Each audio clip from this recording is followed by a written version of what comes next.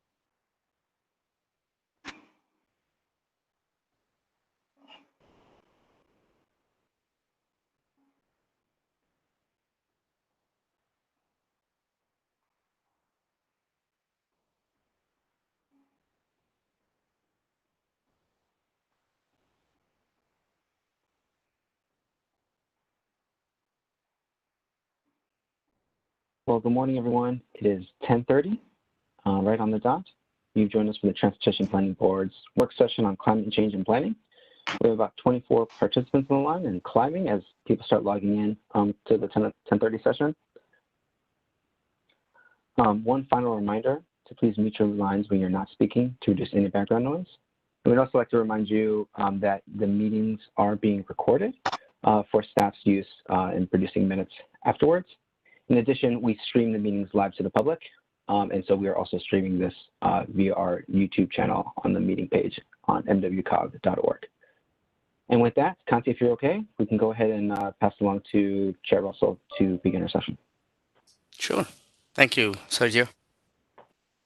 Great. Thank you for that introduction, and good morning. Welcome to the TPB's work session on climate change planning. In the interest of time, and as this is not a formal meeting of the board, I understand we do not need to check for a quorum, so we're not going to be taking a role of members or alternates. Staff, however, are monitoring the participants list and documenting the participants. One quick housekeeping announcement. If you are a TPB board member or an alternate who plans to participate in the TPB meeting at noon, please just stay signed in. You do not need to have to disconnect at the end of the work session. We will continue after a few minutes break into the board's monthly meeting. In January, I set out 3 focus areas for this year: highway safety, transit-oriented communities, and climate change. This year, despite the pandemic, related disruptions to work arrangements and travel, we have reached important milestones on roadway safety and transit-oriented communities. This work session today will kick off our work on addressing climate change, particularly within the transportation sector. Today, we'll hear about initiatives that could help our region work towards meeting its long-range goal of reducing greenhouse gas emissions by 80% below 2005 levels by 2050. Last week, the COG board adopted a near-term goal to reduce greenhouse emissions by 50% below 2005 levels by 2030. Steve Waltz, director of COG's Department of Environmental Programs, will discuss our region's progress to date, the 2030 goal was set, and what our region will need to do working towards that goal. The TPB will be asked later today to consider a resolution endorsing the 2030 goal. Okay, so before we dive into the substantive parts of the agenda, I will ask Kanti to summarize the activities to date that the TPB has been engaged in as it relates to climate change planning. This is so we can have our memories refreshed on where we've been as we get ready to move ahead with our work on this in the coming months and years. Kanti, turn it over to you.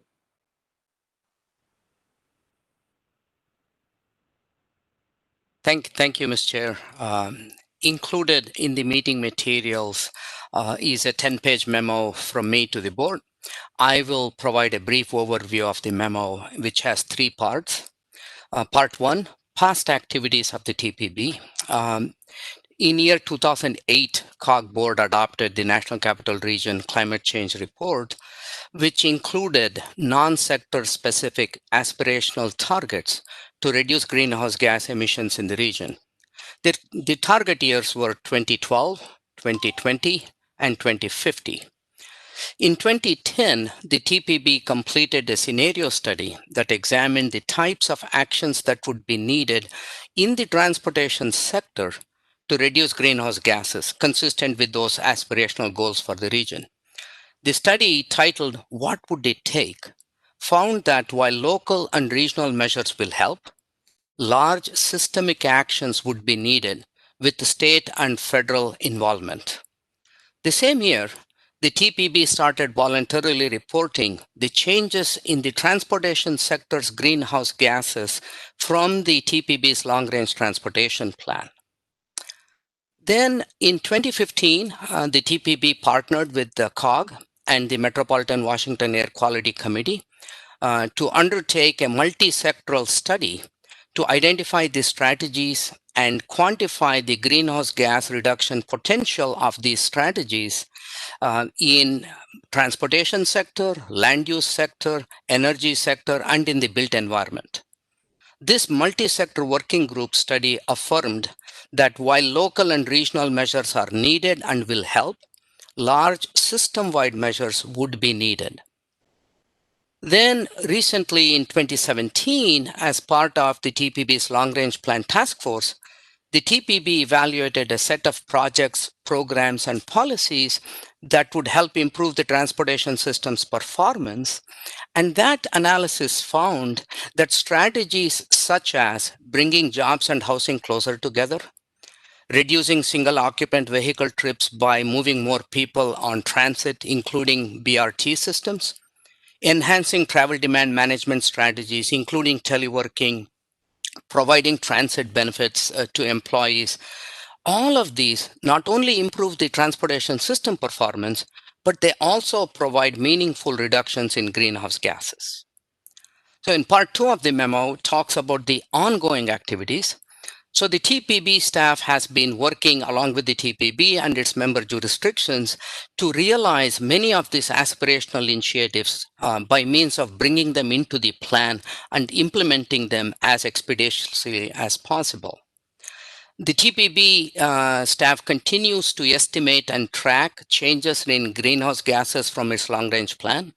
And we continue to work with COG's Climate, Energy, Environment Policy Committee staff to develop inventories of greenhouse gases in the region, particularly for transportation sector at the regional level, as well as for individual jurisdictions, as many localities are developing their own climate action plan. And as of now, TPB staff is working with the Climate, Energy, Environment Policy Committee staff and COG's Department of Environmental Program in developing the 2030 Climate Action Plan. That plan is intended to be a document that would highlight some of the strategies with the greatest potential to reduce greenhouse gas emissions. I don't believe that that document is intended to list every single idea, because there are many ideas and all of them are welcome and are needed. The document is intended to show those that particularly have a great potential. So in part three, opportunities for future work. Earlier in this year, Ms. Chair, as you've noted, while recognizing TPB's past work, you said that within the transportation sector, that more needs to be done for reducing greenhouse gases, and you proposed, and the board agreed, to focus on opportunities where the TPB can assist local, state, and regional entities make a bigger push in the transportation sector to reduce the greenhouse gas emissions. Pushing to realize the aspirational initiatives will be part of this. We also plan to bring to the board information about various opportunities that would support actions within the transportation sector. Two recent substantial opportunities that I note in my memo is the potential for electrification of the fleet, not just automobiles, even transit vehicles. And that's one where there's a great potential. There's also another policy proposal that is being developed called Cap and Invest. We are going to hear more about that particular proposal later on in today's session. Finally, the state DOTs have also been working on climate action initiatives, working on transportation measures that could reduce greenhouse gases, and we are going to hear from them, just get an overview. So my sense is this is just the beginning. This will be an ongoing, continual work, and it will have to remain one of the focus areas for the region to attain its goals, not just 2050, but more importantly, the 2030 new goal that we will be hearing about next in the agenda. That completes my overview of the memo, Ms. Chair. Thank you so much, Kanti. So we're on to our first presentation, the Climate Action Plan and Goals. This is the first of two main topics for the work session, a new regional goal for reducing greenhouse gases by 2030. I would like to remind my colleagues on the board that this is on the board's agenda for this afternoon. We will be asked to consider endorsing this new greenhouse gas reduction goal. I am pleased to have Steve Waltz, COG's Environmental Programs Director and Staff Director to COG's Climate, Energy, Environment Policy Committee, to brief us on the matter. Let's allow Steve to complete his presentation, and then afterward, I will invite any clarifying questions that we may have. So, Steve, the floor is yours. Thank you. Well, thank you very much, Chair Russell and Kanti, and I'm very pleased that all of you could join us today to go over this topic. I will be, if you go to slide 2, please, I'll be filling you in on the 5 topics that are listed on this slide, where we'll look at the goals that have been set, the inventory that we have completed, the new 2030 goals that the COG board has just set, both for mitigation of greenhouse gas emissions and for resiliency, and then some of the next steps that we'll be taking. So slide 3 shows the what the goals that were set in 2008 would be if we reached them. It showed that we needed to bring emissions back to stop the long-term growth in emissions and bring them back to 2005 levels by 2012, and then a 20% reduction from the 2005 baseline by 2020, and then a 80% reduction by 2050. As I think Kanti mentioned, TPB, among others, had affirmed these goals in its work.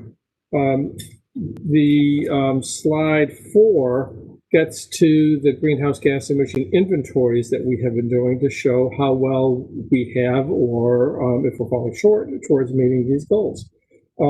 This particular slide shows that we, by 2012, actually had achieved a 12% reduction in greenhouse gas emissions below our 2005 levels, so we more than met the goal, the short-term goal that had been set.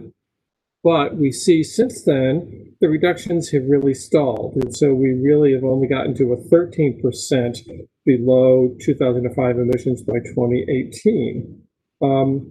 While these are the overall emissions, we have seen per capita emissions drop from, in 2005, we were at about 15 metric tons of carbon dioxide equivalent per person. And now by 2018, we were down to about 11.5 metric tons per person per year. And so we're making progress, but we still have more work to do to meet our 20% by 2020 goal and the new 2030 goal that will be in place. One thing we find is there's a lot of time lag for when the data is available. So we probably won't get the 2020 inventory done until 2022 to show the actual emissions. But again, based on current trends, we really are not optimistic that we'll meet the 2020 goal, which again shows us the need to be able to keep pushing hard and do more to be able to meet our goals. We also, on slide 5, show some analysis of what has caused this change from 2005 through 2018. This is what's called a waterfall chart that shows, based upon an analysis tool that a partner of ours called ICLEI has put together, that we actually piloted this region and in a couple of other regions, and now is being used by many organizations across the country to show the factors driving their greenhouse gas emission changes. The red on the left are the factors that would cause emissions to be increasing over time. And in our region, it's really being driven by growth in population and growth in the commercial floor area, or really growth in our commercial sector, as well as some smaller amounts of growth, such as increased emissions of refrigerants and other factors. There are also some weather factors that play into this over time. On the right-hand side in blue on this chart show the reasons why the net emissions have gone down. The big change that we have seen is the cleaning up of our electricity generation sector, along with some decrease in on-road emissions per mile as the fleet has gotten cleaner, and also the decrease in the vehicle miles traveled per person or per capita, along with some other decreases. We will be able to look at this over time, and this will help us determine where we need to be focusing our activity and where we've been able to achieve our goals, and then where we'll need to focus our activity into the future. Slide 6 really gets to a core question that maybe I should have put first, but we've got it here. And that question is, why should we be doing this work? And one of the key reasons that is, besides just the general environmental goals, if we don't do this, it will have a real cost to us and to our region, into our states, into our country, and across the world. The significant cost of inaction will be this increased risk to the health and safety of our communities. One example that was recently out is that the United Nations Office for Disaster Risk Reduction, I think last week, reported that in the time period from 2000 through 2020, there have been about 7,000 extreme weather events. In the 20 years prior to that, from 1980 to 1999, there were about 4,200 events. And so we can see the frequency of these events is increasing dramatically over time. And that's really being driven a lot by the factors that we're seeing that are affecting our weather and our climate. So we are seeing increased flooding at the local level and beyond. That really threatens to degrade the performance of our stormwater management controls and threaten compliance with all the MS4 permits that both the Departments of Transportation and all of our localities have to meet. We're seeing increased risk of tropical storms, particularly this year. That's been very evident with that we're now into the Greek alphabet on the naming the storms. And one of the things that doesn't get as much visibility is that as the temperature warms up a little bit in the winter, instead of snow, we're going to see an increased risk of winter ice storms with all of the problems that an ice storm can bring. That increased heat in the summertime will also then cause worse problems in the summer with both higher daytime and nighttime temperatures. So we don't have as much ability to recover overnight from the heat, as well as damage to roads and transit tracks and other infrastructure. While the last 18 months or so have been really heavy in rain, we do expect, though, to see an increased drought risk from this. There's increased risk even here of wildfires, and we've seen the smoke blowing in from the west already this year. There is the increased risk of more ozone pollution, and then the economic impact of increased energy bills, and last, the need for more emergency response. So as we think about the costs of all of this work that we're talking about, we also need to think about the cost of inaction as we move ahead. So slide 7 gets to a little bit of background on the protocol that we're using this time around. When COG started this work to update the Climate and Energy Action Plan, we looked at all of the various pledges and commitments that many of our local government leaders across the region have made.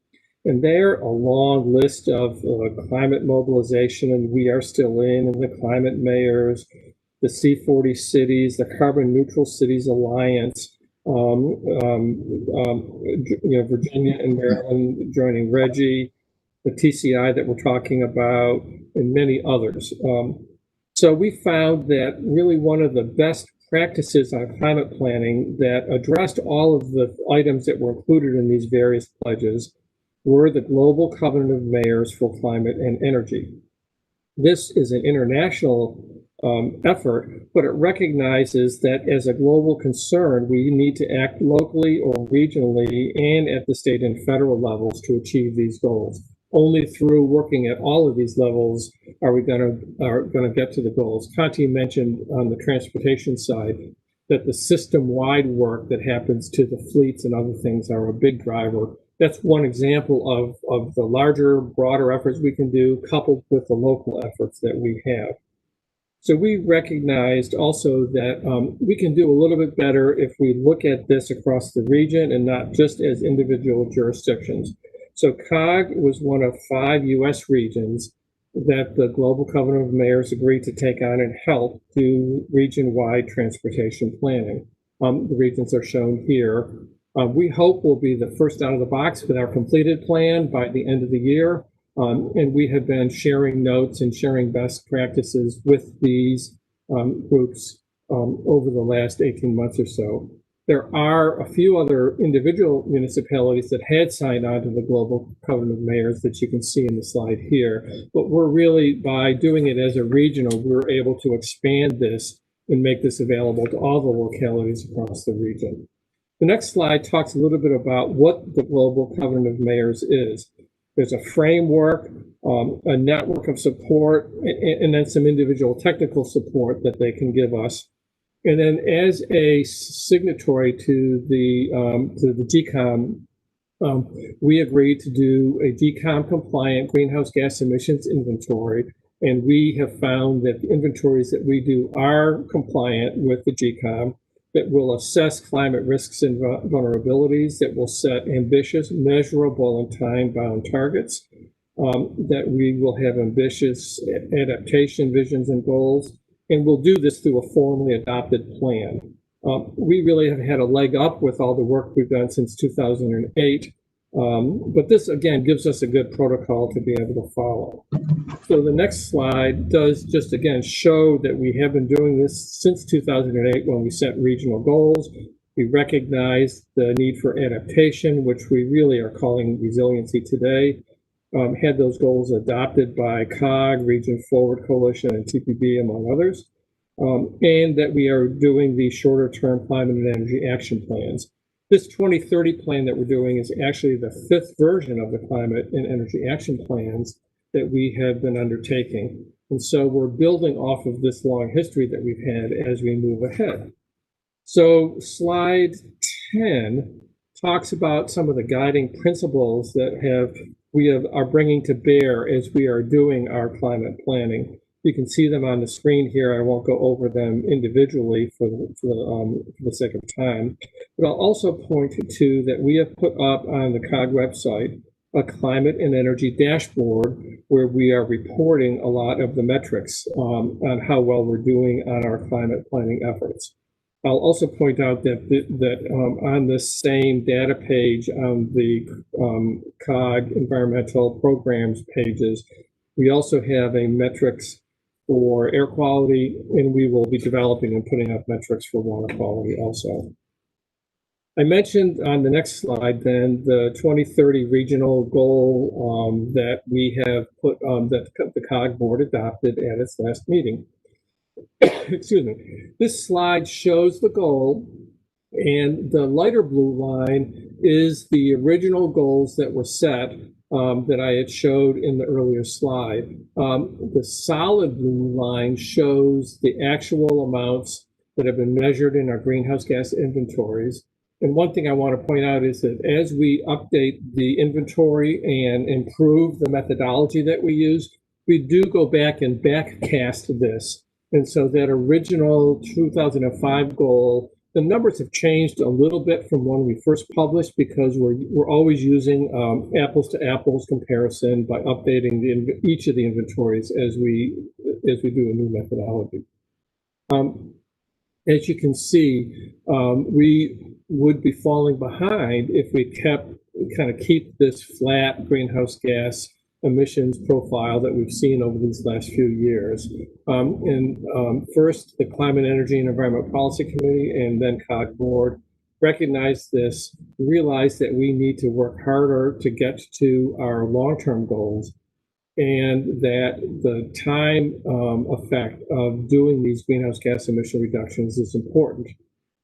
They also looked at the latest output, the science-based output from the International Panel on Climate Change that is recommending a minimum of 45% reduction in greenhouse gas emissions by 2030. And their long-term goal is really carbon neutral by 2050.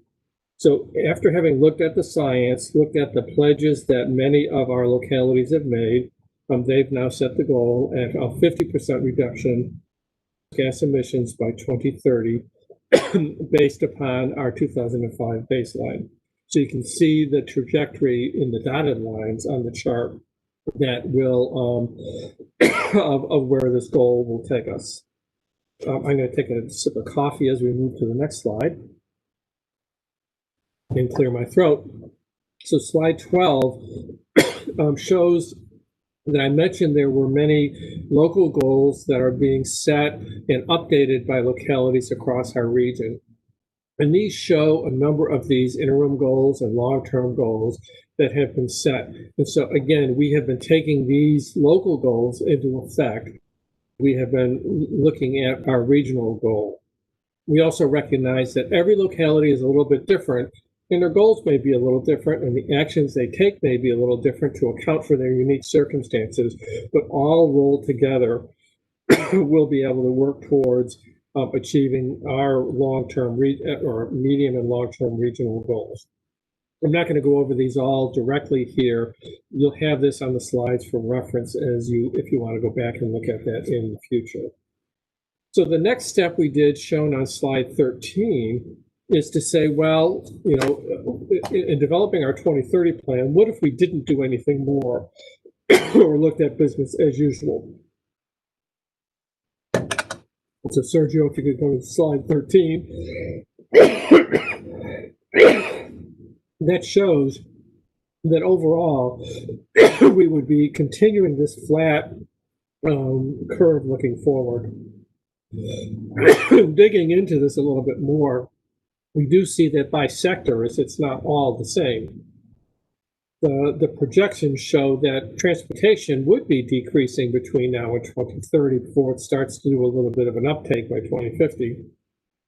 Whereas by growth in population in a commercial sector, those sectors would increase some. The net effect is a flat change over time.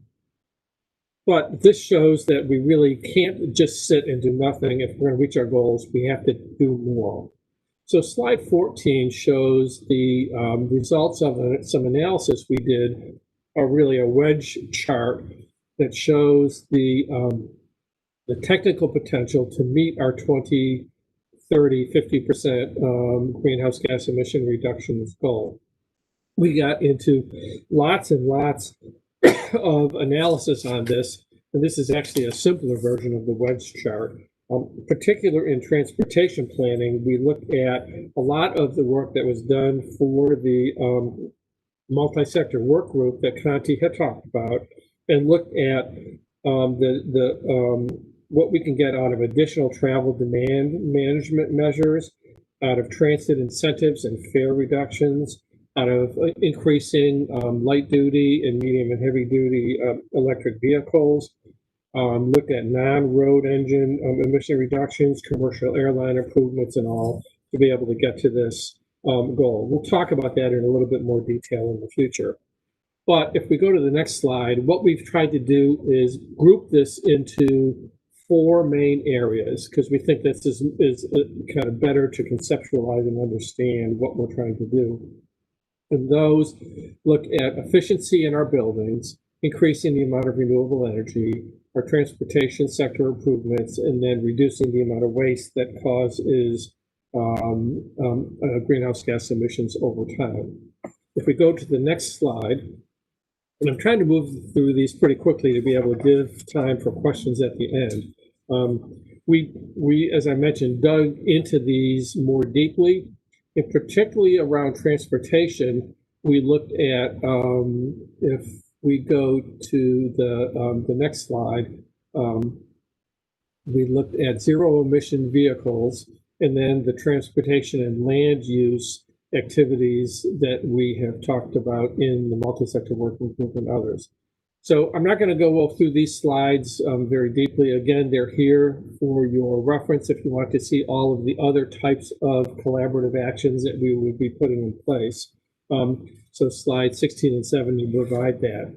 But slide 18 gets into the transportation-related reductions, and since this is TPB, I thought we'd spend a little bit more time here. We've put these in three large groupings. These both recognize what has already been included in the Visualize 2045 planning, as well as the additional work that we think will be needed if we're going to meet our goals. They fall into these three main areas. The first one really reducing single occupant vehicle trips. That's easy for me to say, I guess.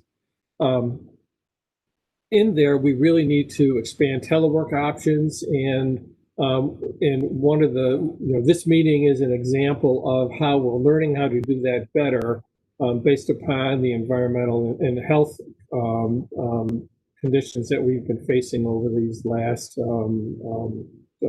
half a year or so. And so we think that that's a big area that we can see improvements, particularly in reducing rush hour traffic and rush hour emissions. Well, we will need to move more people onto high capacity transit. So as we come out of the coronavirus, this will be a particularly important factor that we make sure that we can build the conditions to have this happen. We will want to develop more of the bus rapid transit systems throughout the region, such as what Montgomery County and the district have been working on, and Arlington and Alexandria have already have in place. And then Fairfax County also is working on it. We'll look at the network of express lanes with express bus service. Again, I mentioned providing additional transit benefits to employees. And then in order to get there, we'll need to very seriously look at roadway pricing and in the context sensitive pricing for parking too, to be able to reduce the SOV trips. The second area is reducing vehicle miles traveled, particularly per capita. But if we're going to get to the goals, we need to think about, can we even push it farther to get to total reductions in VMTs? One of the big things we can do together with our community planning and our transportation and our environmental planning is to bring jobs and housing closer together, having an increased amount of new housing going and jobs going into the activity centers. I think we have been in the 60% of housing and activity centers and look at trying to get to a 75% level goal of having the new development to be in the activity centers, particularly those that have high capacity transit, but not just those, because even if they don't have high capacity transit, bringing the jobs and the housing closer together in activity centers will have a positive effect on greenhouse gas emissions. We will want to have, again, improve the non-motorized connectivity between these activity centers, improve the pedestrian and bicycle infrastructure or microtransit infrastructure and access to transit in these centers, and again, look at equitable and affordable transit fares across the region. We also think that the fleet-wide zero-emission vehicle adoption is particularly important, and if we're going to reach our goals, we would have to be able to reach the high scenario for electric vehicles that have been put together by the National Renewable Energy Laboratory, one of the Federal Department of Energy research laboratories. That would be both for the light duty and the medium and heavy duty vehicles, as well as building out a more robust regional electric vehicle charging network, of which we've got a good start on, but we'll need to do more. I also mentioned that on slide 19, that the Global Covenant of Mayors process has us look at resilience or adaptation. I know in transportation planning now, TPB and the staff are taking a more active look at resiliency as part of transportation planning too. So I don't know if there's a delay, Sergio, if you could go to slide 19. That shows the resilience assessment that we have done for the region. And for most everybody, there's probably no surprise that the highest risks that we are facing are from extreme heat days and from flooding. I had mentioned drought as a risk. There's also drought from increased thunderstorms, extreme weather conditions, and coastal flooding from both normal day high tide flooding as well as the types of coastal storms we may see that can push water up the Potomac as well as have increased riverine flooding coming down. And so we've looked at these and looked at the high and moderate and low risks that we have and the degree of challenges that we have from them. And this gets put into the resilience planning effort that we're going on. The COG board on slide 20 set a goal that we be a resilient ready region by 2030 and start to make the substantial investments that we will need to be making to improve the resiliency over time. We will both need to work on not just the investments, but build this network of people, government, and institutions in order to have resilient communities. One of the phrases that we say is that without resilient people, we won't have resilient communities. So we need to think about this very much as a personal protection of us and our families and our neighbors. We'll need to communicate this risk across governmental offices and to the public and engage the vulnerable populations in the process. And we'll again need to build this into all of the different plans that we're doing at COG and that localities are doing across the region. We also will be needing to monitor this and assess our progress over time so that we can look into the future at what else we need to do. The next slide, slide 21, shows some of the specific local actions that can be taken. Again, I won't get into these in detail. These are here for you to be able to go back and review as you need. Slide 22 highlights something that I've mentioned just a little bit in passing as I've been going through this, though, but it highlights the importance of equity in our work. You at TPB have done a lot of work to assess equity, including looking at the equity emphasis areas. And we're using those areas to look at the risks that we have as we're doing our climate planning. We're also looking at ideas of energy poverty. And so we got to look at what can people really afford and making sure that as we're looking at clean energy sources, that we have access to them across the board for all of the members of our community. So we're overlaying a lot of things such as flood risk in our transportation equity areas. And then we're also looking at the areas that have higher health risks and looking at how these opportunities are also shaped by race and ethnicity and looking at where we need to be focusing our work a little bit more strongly. Slide 23 shows us some of the additional benefits of climate planning. Again, improved public health through clean air and water, sustainable food, improved land use efficiencies, and others. And so again, just as we have the cost of inaction, we have these additional benefits that'll help us to be able to justify the work going forward. So slide 23, the last slide that I have, shows the timeline moving forward that we have where in October, the COG board did establish the two goals. We will be bringing the details of the draft action plan to CPC in November. And assuming they do sign off on the plan, we will be submitting it to GCOM, and our goal is to be a fully GCOM compliant region by December 2020. And then the real hard work starts of trying to put this all in place. So thank you for your time. And Madam Chair, I'll turn it back to you to see if there's any questions. I hope I'm close to on time. It looks like we have just a couple of minutes for questions to stay on time.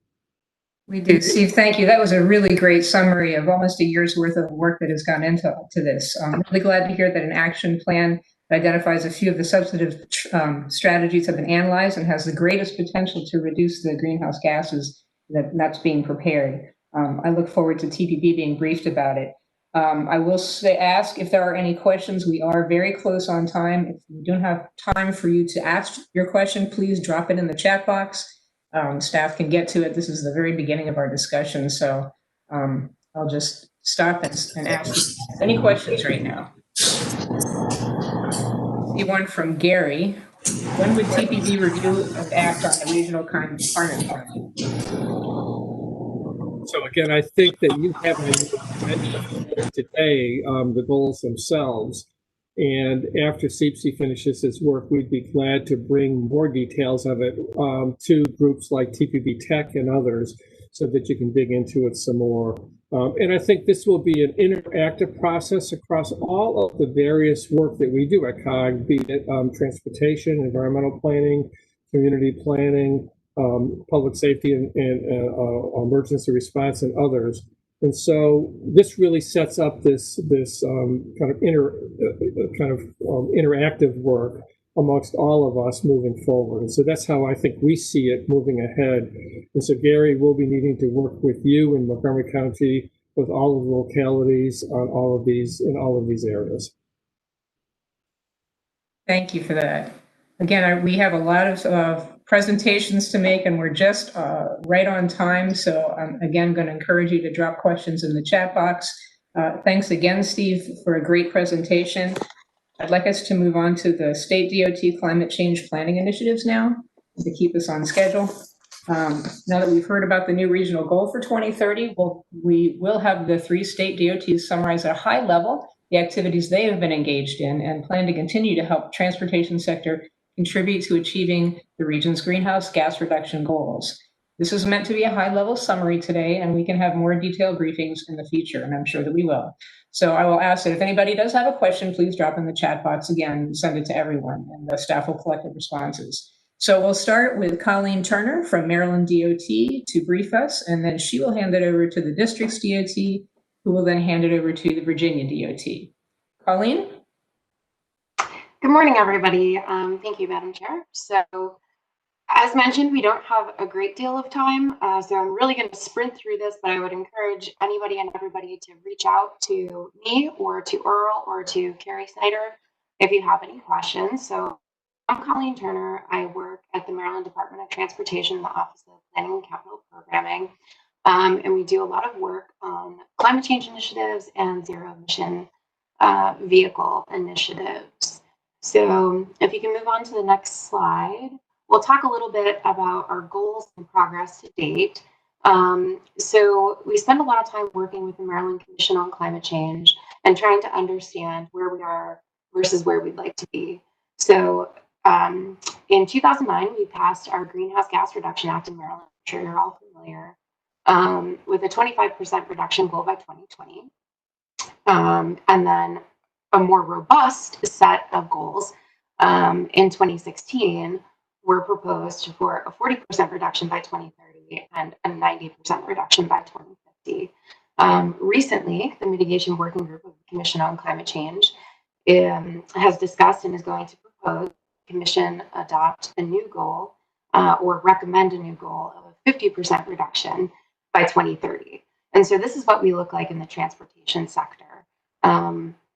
We're projecting that we're going to meet our 40% reduction goal with advancements in technologies, particularly vehicle technologies, some of our on the books scenarios, so plans and programs from the metropolitan regions and projects that are currently being undertaken in the transportation sector by DOT. And then emerging technologies. So that's kind of like a larger push on some of the emerging connected and automated vehicles, continued system improvements, and more robust deployment of zero emission vehicle technologies. In order to reach the 50% goal, though, we're going to, if we were to on in the transportation sector, we would need to get to 15.36. So you can see in this last column, 17.642 gets us under our original 40% goal. We're going to have to do more to get to 50% by 2030. So if you can move on to the next slide, we can talk a little bit about where reductions come from. And you've heard a lot about this today. So I just want to underscore that the largest bucket of reductions comes from vehicle technology improvements. So that includes state and federal incentives and mandates, right? So CAFE, improving the fuel economy, the corporate average fuel economy of vehicles helps. Getting to zero emission vehicles helps a great deal. So you can see in this graphic that the vehicle technology, that large blue box, is definitely the largest bucket. MPO plans and programs, the things that we do to improve the system as a whole, which includes, transit, all of our highway projects, everything that goes into your plan and program actually does result in emission reductions when the system is moving more efficiently, both on the road and through transit and commuter rail. So you'll see that 1.71 of our reductions in 2030 come from those plans and programs. And then fuel standards and additional technologies. Travel demand management, so think telework, your Commuter Choice Maryland Commuter Connection programs, those all help. Reducing VMT is really difficult, and it's not that we shouldn't try, right? We should definitely try, but you have to reduce a great deal of it, 1 million metric ton of emissions reductions. So just remember that as you're thinking through kind of bang for the buck. You'd have to reduce VMT in 2030 by 4.4%, or 2.82 billion to get 1 million metric ton reductions. So our next slide talks a little bit about what MDOT is doing and a little bit about what we can do locally, right? So there's this theme: think regionally, act locally. So at MDOT, we're working with our partners to set intentions, to set goals in Maryland for reductions in greenhouse gas emissions, for deployment of electric vehicles. We're tracking and modeling statewide, so we understand the impacts that we're going to have, and we're keeping up with deployments. We're designating fuel corridors. We have 20 electric vehicle fuel corridors in Maryland now. We're looking at ZEV infrastructure deployments and working with local governments and others to ensure that we're deploying ZEV infrastructure in a strategic way that meets the needs of the citizens of Maryland as well as travelers, right? Someday we're going to get back out there and be traveling to destinations in Maryland and throughout the East Coast. And we want to make sure that Maryland is ready for that. So what can you do as local jurisdictions? Think about land use decisions. That obviously has a dramatic impact on the transportation system. In a lot of ways, the transportation system is reacting to those land use decisions. Think about ZEV fleets and infrastructure. What can you do as local governments to ensure that you're deploying those technologies? Lend your voice to our Zero Emission Electric Vehicle Infrastructure Council meetings and the Maryland Commission on Climate Change, and continue to promote your successes and to share your challenges with your partners at local governments, with the states, so that we understand what you're dealing with, and we can start to find solutions together. So finally, just in terms of resources and opportunities, we wanted to provide this as a takeaway, some links to the Maryland Commission on Climate Change. We have a meeting that's coming up on October 27th. Please attend. The Zero Emission and Electric Vehicle Infrastructure Council, which is chaired by Deputy Secretary Earl Lewis, who's on the line today, has a meeting coming up on November 19th where we're going to be talking about recommendations. Maryland EV is our public-facing website, #Maryland EV. You can follow us on social media. You can look at our website for descriptions about local We have a local page where locals can submit, local governments can submit their success stories and learn from other local governments. And then we have a statewide zero emission vehicle outreach webinar coming up on the 28th. We've included a link here to register, and the purpose there is to share. So local governments actually sharing and talking to each other, not so much state discussion, except to talk about incentives that are available for your use. We included a link to the U.S. Climate Alliance, which Maryland is part of, and then information on the local representatives from ZVIC. So we have representatives from MML, the Maryland Municipal League, and the Maryland Association of Counties. So please reach out to those folks and let them know if there's something that you would like to see discussed at the Zero Emission and Electric Vehicle Infrastructure Council. And the last slide is just my contact information. So please reach out. And that's it. Sped right through it. Thank you, Colleen. You want to go ahead and turn it over to your colleague in district? Yeah, I would love to. So coming up here, we have, you know what? I thought it was going to be Tina Casey, so I can't even turn it over. Aaron, I'm so sorry. I failed you. It's Matthew Gaskin. It's Matthew Gaskin. Matthew, I'm sorry. No, that's fine. Thanks, Colleen, and good morning, Madam Chair and members of the board. I'm Matthew Gaskin, and I am the Air Quality Coordinator for DDOT. So I'll get right into this high-level overview on the efforts the district and DDOT are taking to address climate change. Next slide, please. So a few weeks ago, the district released progress reports on 3 plans that focus on DC's environmental, economic, and social needs. These plans are the Clean Energy DC, Climate Ready DC, and Sustainable DC 2.0.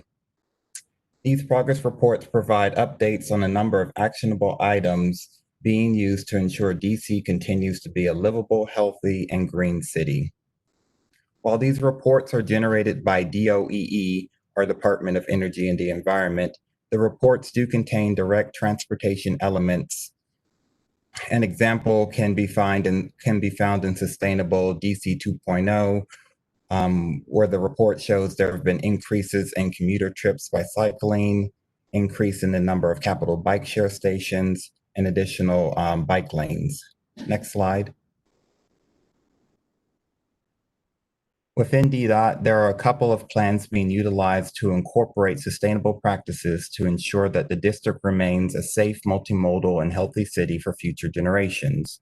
There is the 22 DDOT Sustainability Plan, which has 8 transportation-related priorities, and these priorities have goals and metrics that track performance. In 2013, we produced a climate change adaptation plan, and this has served as a guiding document for DDOT to address and mitigate effects on the transportation system as a whole, and it is derived from one of the 8 priorities found in the 2010 DDOT Sustainability Plan. Next slide. In addition to plans and programs, there are a number of future and active projects underway in the district to address climate change. If you are out and about in the district, I'm sure you've come across a number of our car-free lanes on H&I Street. We also have one on 14th Street that is nearing completion, and also plans to put some on MLK Boulevard as well as 7th Street and M Street. We also have a number of bike lanes going up in the district, specifically protected bike lanes. And last year, our DC Circulator procured a number of electric buses. We will soon be in the process of converting our street lights to more energy efficient LED lights. And of course, we are all familiar with teleworking right now. Next slide. So our next steps from here, we plan on updating our DDOT sustainability plan. We will continue to coordinate with DOEE. We're going to look into our CMAQ funds and find more quantifiable projects that can give quantifiable measures. We are up for a possible participation with TCI's MOU on the Regional Cap Invest program. And in future, we welcome the opportunity to come back to the board to discuss in more detail about other ways the district is addressing climate change. Next slide. And that concludes my presentation. I also want to say thank you to my manager, Austina Casey. And with that, I'll turn it over to Jim Ponticello with VDOT.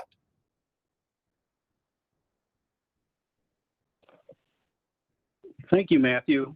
Again, my name is Jim Ponticello. I'm the Air and Noise Program Manager for VDOT, and I'm going to be outlining some of Virginia's initiatives for greenhouse gas mitigation strategies over the next few slides.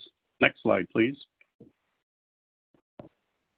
The first thing I'd like to note is Virginia's initiative that when we joined the Transportation Climate Initiative in September of 2018. And I know we're going to be learning more about this on today's agenda, so I'm not going to dwell on it, but I'd just like to say that, you know, Virginia's very excited to be participating in this effort, especially as it develops to fruition. The next program is the Governor's Alternate Fuel Vehicle Program that was initiated in 2014 in Virginia, in working with the Department of Mines, Minerals, and Energy and Virginia Clean Cities.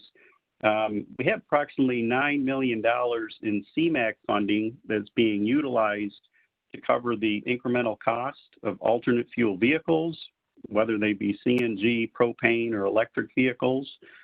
And the money can be used to cover both conversions of existing gasoline vehicles to propane or CNG, as well as the purchase of OEM alternate fuel vehicles. And this program is open to state agencies and local governments. And if anybody has interest, I would encourage you to visit the Virginia Clean Cities website that outlines this program in detail. And I would note there's currently a Buy America waiver issue that's holding up the purchase of electric vehicles, but I know Clean Cities is currently working with FHWA to work through that issue. The next item I'd like to note is VDOT is currently in the middle of preparing a statewide planning level greenhouse gas analysis for NEPA. And as some of you may know, in June of 2019, the Council of Environmental Quality, which oversees NEPA, released some draft guidance on the consideration of greenhouse gas emissions for projects. So in order to meet this, VDOT is currently preparing a statewide mobile source greenhouse gas emissions analysis in the 2015 base year using our statewide travel demand model and EPA's latest MOVE model. And we're also preparing 2040 build and no build emission estimates.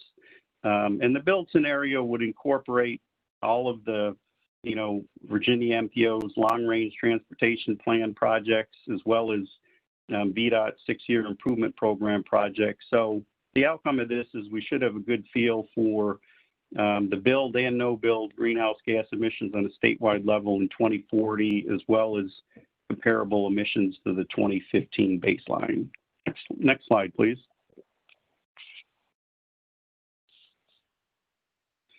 Another big initiative that I know many of you are familiar with is the VW settlement that VDOT's also involved in.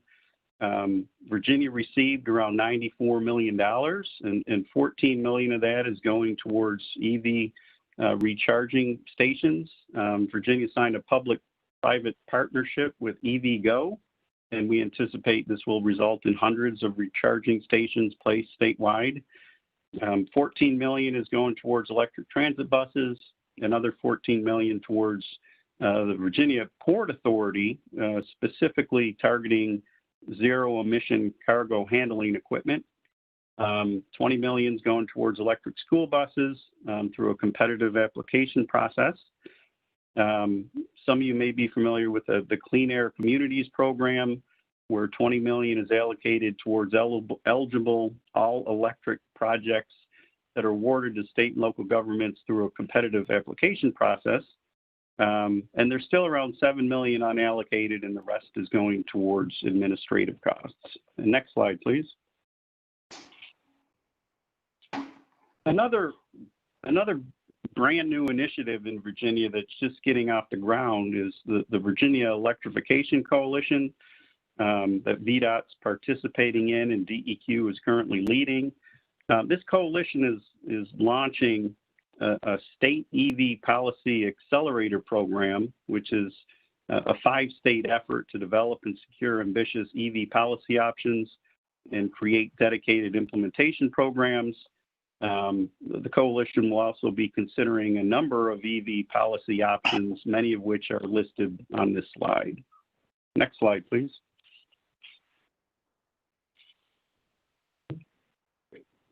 We also coordinated with DRPT, and they've indicated that they're currently working on a connected autonomous vehicle shuttle pilot program with Fairfax County, where they awarded a $250,000 demonstration grant. They're also working on electric bus state procurement with their Department of General Services. They're obviously also involved in the Volkswagen settlement, replacing older diesel transit buses with newer battery-powered buses. They're providing intercity transit bus service between Blacksburg and DC, and are also looking to expand service to other parts of Virginia. And they have a TD Operating Assistance and Mobility grant program. Next slide, please. And the last couple slides are really FYI, as I know my time is limited. This slide outlines some LED initiatives for both traffic signals and streetlights. And the last slide outlines some other general strategies that VDOT's involved in, such as teleworking and bike guide projects.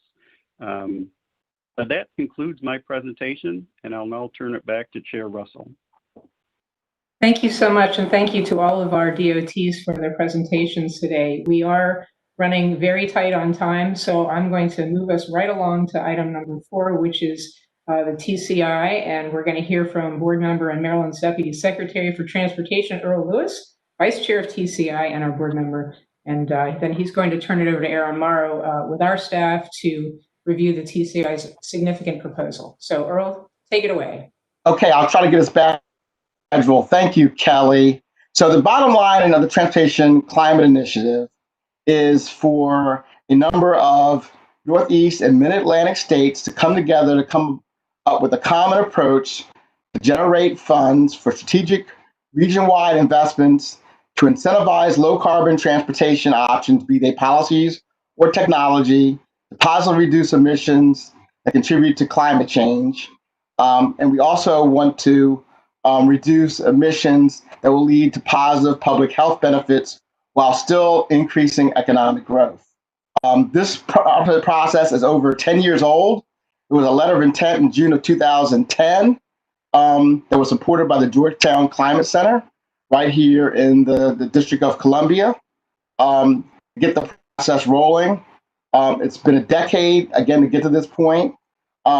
We had 3 years of regional discussions during 2018 to a number of public listening sessions. One of those was in Prince George's County, right here in the National Capital Region. That resulted in December of 2018 of an MOU signed on by 12 state governors and the mayor of the District of Columbia to start the process in earnest.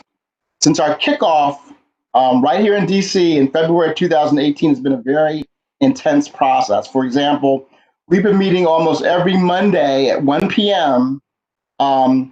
With senior leadership meetings and executive policy group meetings every Monday for every week since then.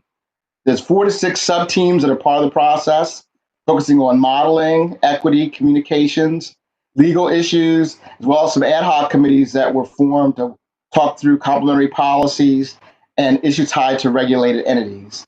There's been bi-monthly leadership conferences over that time, February 2018 to present, 2 in Boston, 2 here in DC, 2 in New York. We've had them in Baltimore, Vermont, as well as New Jersey. Reps from all the participating jurisdictions have generally attended all of those meetings. Obviously, since the pandemic started, we've also been having half-day teleconferences pretty much every month, sometimes more than one a month, to talk through some of the details of getting to a final MOU that will be completed late this fall, that will be presented to all 12 states and the District of Columbia. Over that period, we also had public forums in Boston and Newark and in Baltimore in 2019. We've had several webinars. I think Aaron is going to talk about a couple of them that we've had recently on the modeling processes that we've used, as well as one tied to equity, environmental justice, and underserved community issues. Again, this is a cap and invest program. Lots of issues that we've had to consider, which have made this very complex, related to program administration and design, apportionment, complementary policies, regulated entities, communications and outreach, equity considerations, and in various investment scenarios. We're looking for a common approach that with all the states having some flexibility in how they make allocation of funding decisions that would result if the program was accepted. But the main driver is reducing greenhouse gas emissions from the transportation sector. So with that, I will hand it over to Aaron, who can share with you some more details about the process.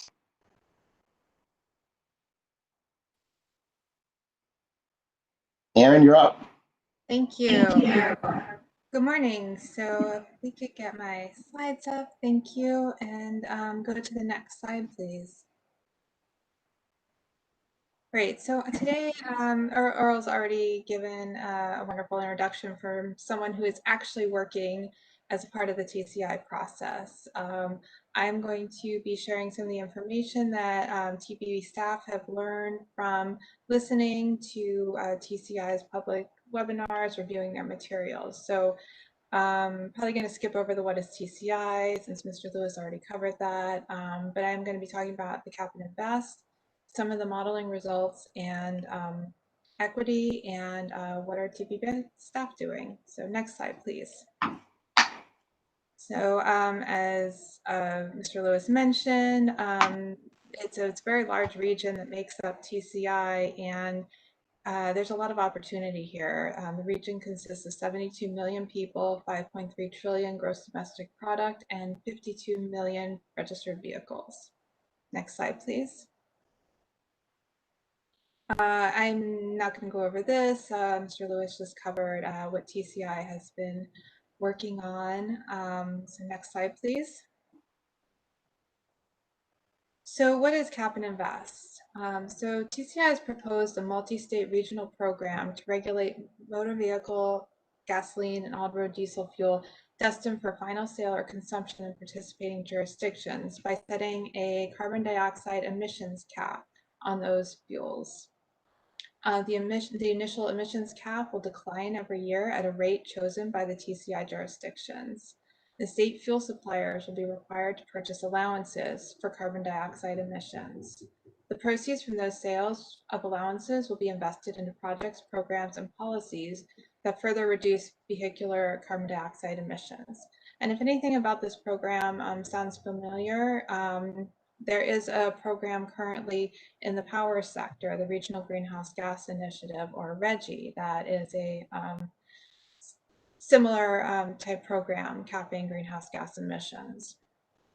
The TCI jurisdictions will be independently allowed to decide on the investments to achieve carbon emission reductions and other policy goals. And the TCI jurisdictions will be committed to equity and meaningful community engagement when making investment decisions. The program will include reporting, monitoring, verification components, together with cap flexibility and cost containment mechanisms. Next slide, please. So here are the cap scenarios that TCI has modeled. The reference case is a future forecast, which is acting as a baseline for the work, and with policies currently in place, so not including any cap invest program, it shows a 19% decrease in greenhouse gas emissions from 2022 to 2032.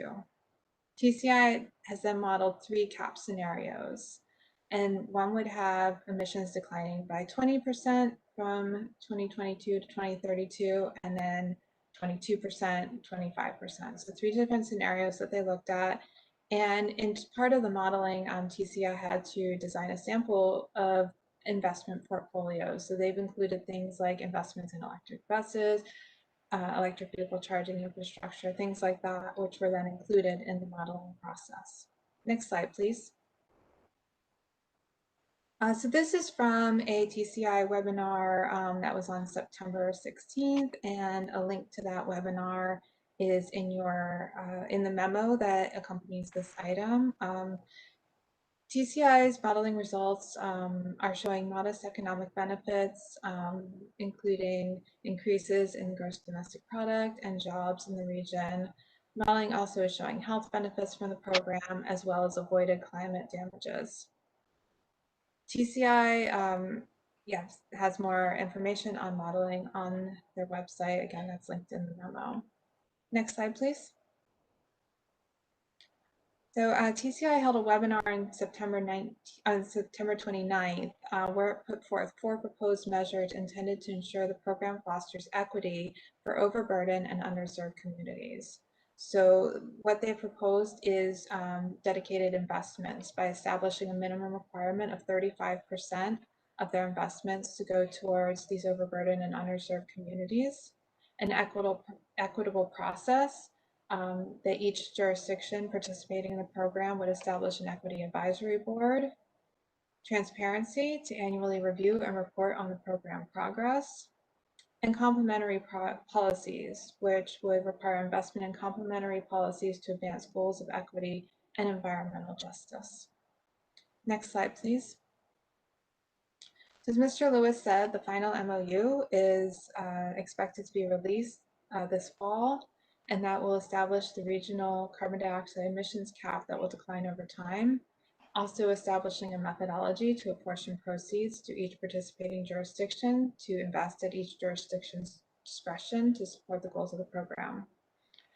Jurisdictions will then decide whether to sign the final MOU and participate. So just because a state is participating in the development of the program, that does not guarantee that they will choose to participate in the final program. They would need to take any necessary legislative and executive steps to implement the program. And the program could begin as early as January of 2022. Next slide, please. So I'd like to note that back in February, the COG board passed a resolution regarding TCI, endorsing TCI as a positive path forward to reduce transportation-related greenhouse gas emissions, and also encouraging participation in by the states and the district in developing the TCI Cap and Invest program. Next slide, please. And so what are TPB and COG staff doing? So again, we are not, this is a state level program, so we are not participating in any of the development of the Cap and Invest program, any of the modeling work. We are just following the work of TCI because Maryland, DC, and Virginia are all participating. We've attended TCI technical and public information meetings. You may recall that there have been some brief informational memos in the director's report, keeping the TPB alerted to TCI's work. We've also participated in a group of other councils of governments and MPOs in the TCI states, which has been led by the Boston area regional planning agency. And we've convened to learn more about TCI's objectives, to discuss the proposal and accompanying analysis, and to consider how COGs and MPOs can offer a thoughtful response to the proposal and encourage a robust and equitable program design. And based on our last convening in January, which we hosted at COG, a comment letter was sent based on that group discussion, which Chuck Bean from the executive director of COG was one of the signatories. So next slide, please. And that concludes my presentation, Madam Chair. Thank you. And Aaron Kelly, I'd also like to add that once it's determined which states decide to sign up to move, and the district decide to sign up and move forward with the process, then starting immediately, most likely in January, we'll have to develop a final rule that will sort of be like the rule book for how we implement the regional cap and invest program. And that will happen after we determine which of the states in the district are going to move forward initially. Great, thank you for that. Okay, we have about maybe 10 minutes for some questions. I do still encourage you to type them in if, in case we don't get to you, but are there any questions from anybody at the moment? So, Ms. Russell, as people are thinking about either asking their questions or sending it in the chat box, I just wanted to now to inform the group that this, as you said earlier at the beginning of today's work session, that this is more of a kickoff for the TPB's engagement to work with all of its member jurisdictions to find where there are opportunities and what is the appropriate role for the TPB. The TPB does not make project level decisions. It certainly does not make programming level decisions, and it definitely does not establish policies, whether it is land use or programming or development or anything. So that said, there is a role for the MPO to play, and that is what you have said at the beginning of this year, that the MPO should focus more on bringing that collective desire, collective ambition, collective commitment to work together to coordinate. So the TCI is one of the biggest policy proposals. That said, the Visualize 2045's aspirational initiatives, all of them provide greenhouse gas reductions. So there already is something that has been done. So one of the earliest opportunities is for TPB to continue its push with its member jurisdictions to help implement projects, programs, and policies that advance the aspirational initiatives much sooner and throughout the region as well. Thank you for that, Conti. Okay, we'll get a last call for questions. All right, it sounds like. Hey, Russell. Sorry, yes. This is Casey Kostic from Tacoma Park. Can I jump in with a quick question? Yes, please. Thank you. Thank you.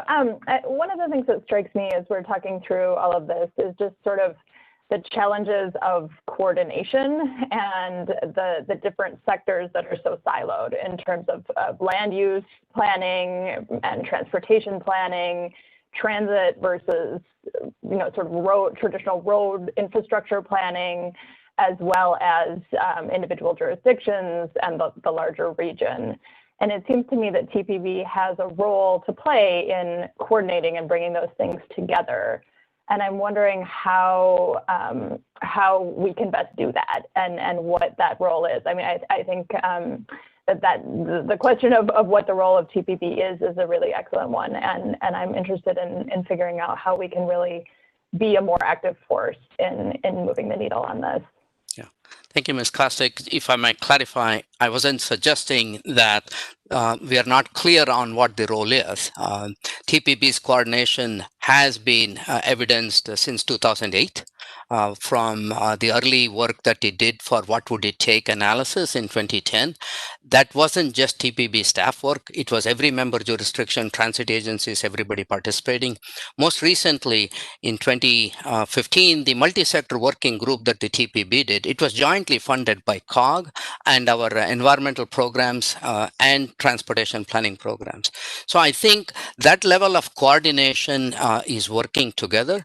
Where we are now, particularly reflecting on the 2030 goal, because 2030 is upon us. We are not even achieving the 2020 goals. A lot needs to be done, and it needs to be done quickly. And there is no one single sector. There is no one single strategy within a single sector that will get us there. Everyone, whether it is land use, whether it is housing affordability, building transit capacity, making transit stations accessible, having tree canopies, how energy efficient are our buildings, what kind of fuel are we burning, whether it is to run a transit vehicle or to run a personal automobile. All of these things need to come, as Steve was saying. That is kind of where COG is saying, if all of these programs that luckily convene under COG, they will have to coordinate and be on the same thing rather than different people pushing different rocks up the hill. If all of us are pushing the single rock up the hill, I'm sure we'll get there sooner. Right. I mean, there are issues like code issues related to the ability to install electric vehicle recharging. There may be issues related to fuel cell infrastructure that will maybe be more applicable to larger buses in some cases and heavy duty trucks. So there's so many issues. It's going to require all of us, working together. I know in Maryland we have 7 MPOs, and I think all of them will eventually play a role in getting to where we need to get to regarding reducing environmental emissions. This is Steve Walls. I'd like to just reinforce the integrated nature and other examples for in the transportation sector is if we're having electrical vehicle charging stations, and what are the rates that they're paying, and what type of demand charges, other energy charges are they paying the utilities, and how is that going to work to make the cost effectiveness of charging work for everybody. Earl mentioned the buildings and the interrelationship of the building codes in many ways. And as we look at on the resiliency side, also we see these similar things. And so COG kind of acting as the hub is one of our roles will be to try and facilitate that interactive planning so that we're not in the silos the way that we sometimes can fall into. Yep.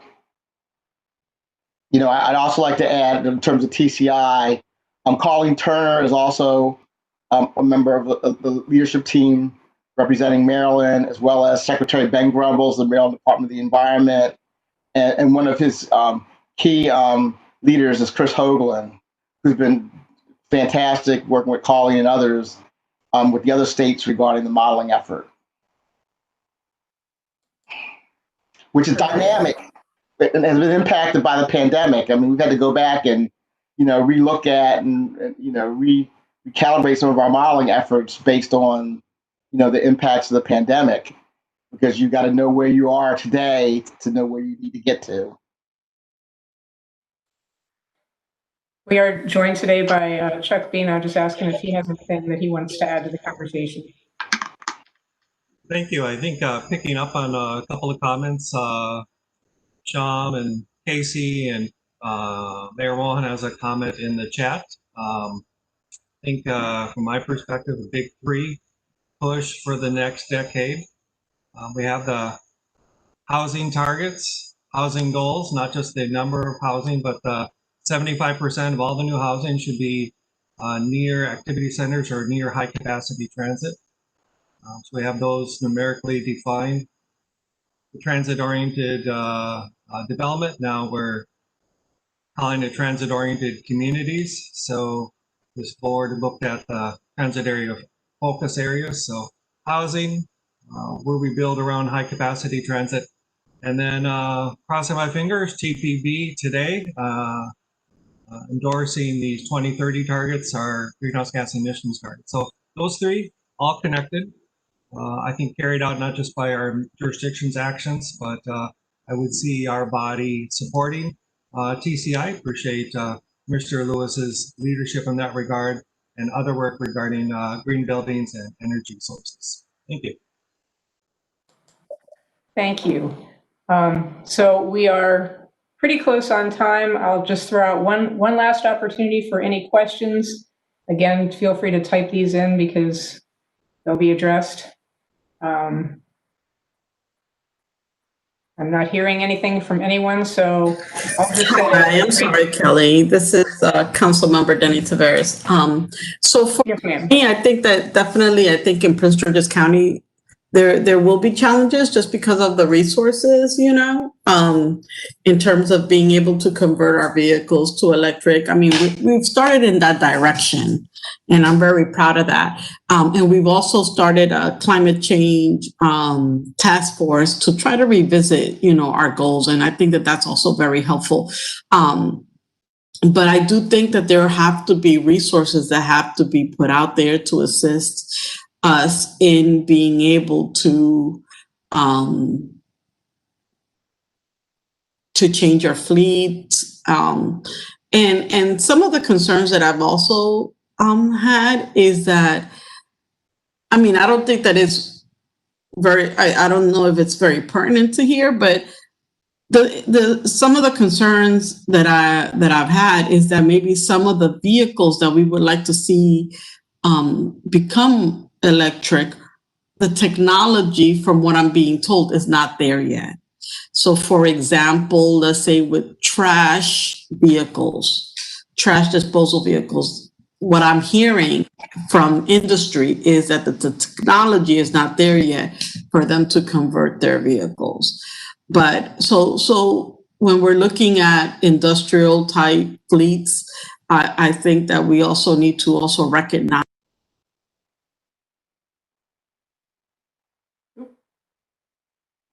I think we lost you, but your points are very well taken, and I think at this point we need to take a break because we're going to be starting TPB at noon.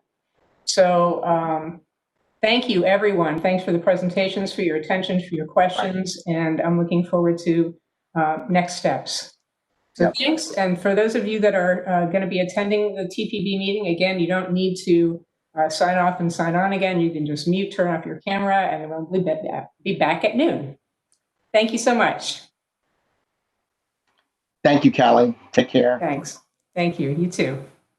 All right, this meeting is adjourned.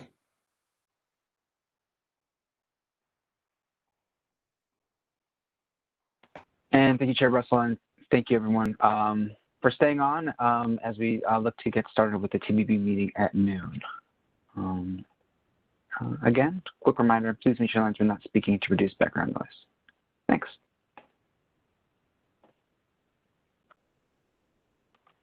Thanks to all the people in the background making this happen. Pleasure.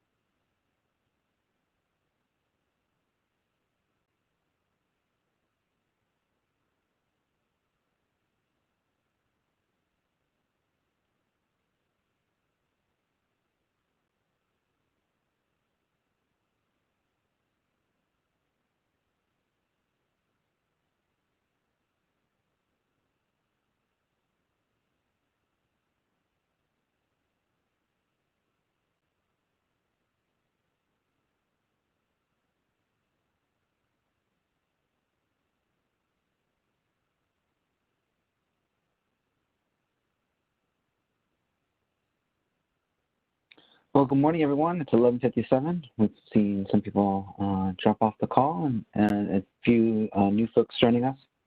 As a reminder, this is the October Transportation Planning Board meeting. It's scheduled to start at noon. A quick reminder to please mute your lines when not speaking to reduce any background noise, and we'll look to get started at noon. Thanks, everyone.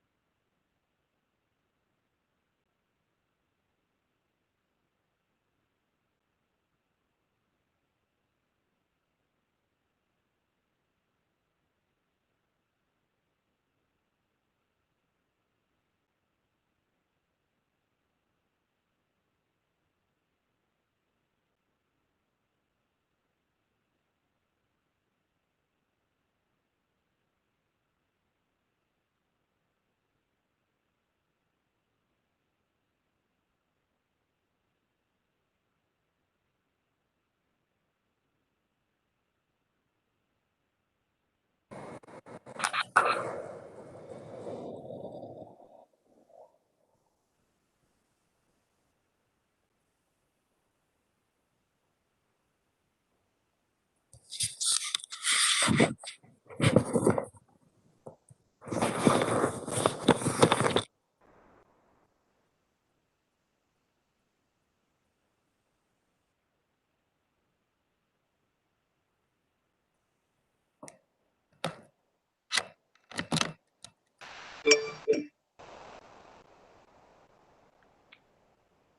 afternoon, everyone. It's noon, and hopefully you join us, are in the right place, joining us for the October 2020 Transportation Planning Board meeting. One final quick reminder to please mute your lines when you are not speaking to reduce any background noise. In addition, we do record the meeting for staff's use in creating minutes, as well as stream the meeting to the public via our website. And with that, I'll be happy to turn it over to Chair Russell to get our meeting started. Thank you very much. And here we are again. Welcome. I'm Kelly Russell, the Chair of the Transportation Planning Board, and I'm calling the TPB's October 21st, 2020 meeting to order. As you'll recall, in addition to live video audio streaming, this virtual meeting is being streamed on YouTube. Essentially, the screen we're seeing here will be the senior screen here will be, and the audio of our discussions are being broadcast.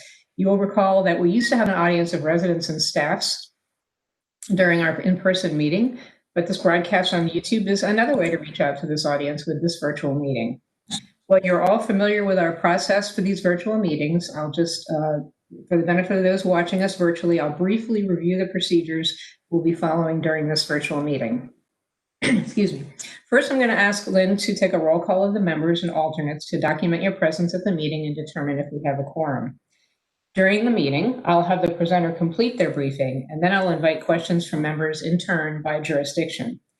For the action items on the agenda, once the presenter has completed the briefing, I will invite one of you to make a motion and adopt the resolution.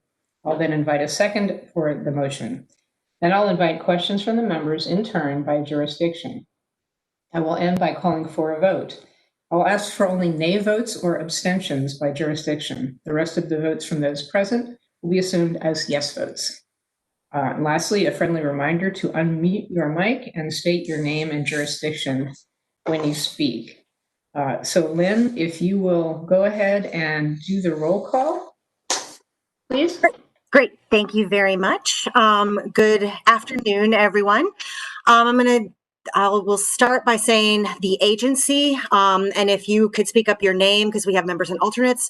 Also, don't worry if I miss you. I'm monitoring our participation list. You can also chat your name as well or email us. And because this is being recorded, should be pretty easy to capture. So here we go.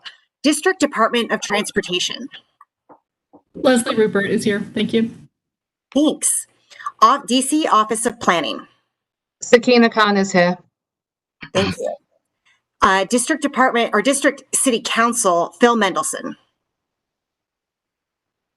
He usually arrives late. I'll keep an eye out for him. District City Council, Charles Allen. District. Oh. I'm here. I think Charles is on as well too. Okay, great. Thanks. I'll keep an eye out. District City Council, Brandon Todd. Okay, great. Now we'll move on to the state of Maryland. Maryland Department of Transportation. Earl Lewis is here. Thanks, Earl. City of Bowie. Charles County. Jason Groth is here. Thank you. College Park. Patrick Wyan is here. Thanks. I saw you in the earlier meeting too. Frederick County.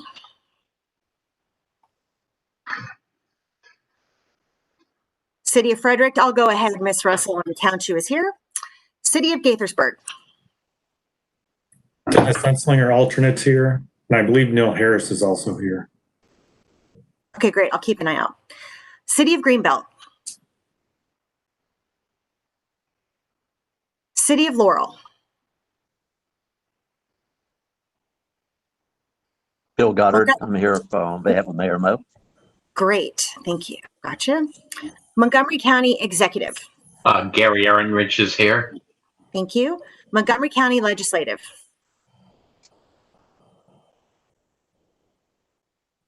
Prince George's County Executive. Rick Weisberg is here. I'm the alternate. Okay, I thought I also saw Mr. Bellamy. Jerry Bellamy is here. Great, thanks. Prince George's County Legislative. County Councilmember Denny Taveras present. Great, thanks. City of Rockville. Bridget Donald Newton is here. Thanks. Tacoma Park. Hi, Casey Kostick is here. Hello. Maryland Senate is vacant, so I'll go on to the Maryland House of Delegates. Mark Corman is here. Carol Krim is also here. Great. Okay, that concludes Maryland. On to Virginia. Virginia Department of Transportation. Maria Senior is here. Hello. I think I also saw Norman, so I'll count him too. City of Alexandria. Sorry, trying to unmute mechanics here. Thanks. Arlington County. Christian Dorsey is here. Thank you. City of Fairfax. David Meyer is here. Thank you. Fairfax County Legislative. Walter Alcorn's here. Thank you. And James Walker is here. Great, thank you. City of Falls Church. Dave Snyder. Thank you. Fauquier County. Loudoun County. Kristen Umstad is here. Thank you. Alternate Bob Brown is here. Thank you. City of Manassas. Pam Sabeski is here. Thank you. City of Manassas Park.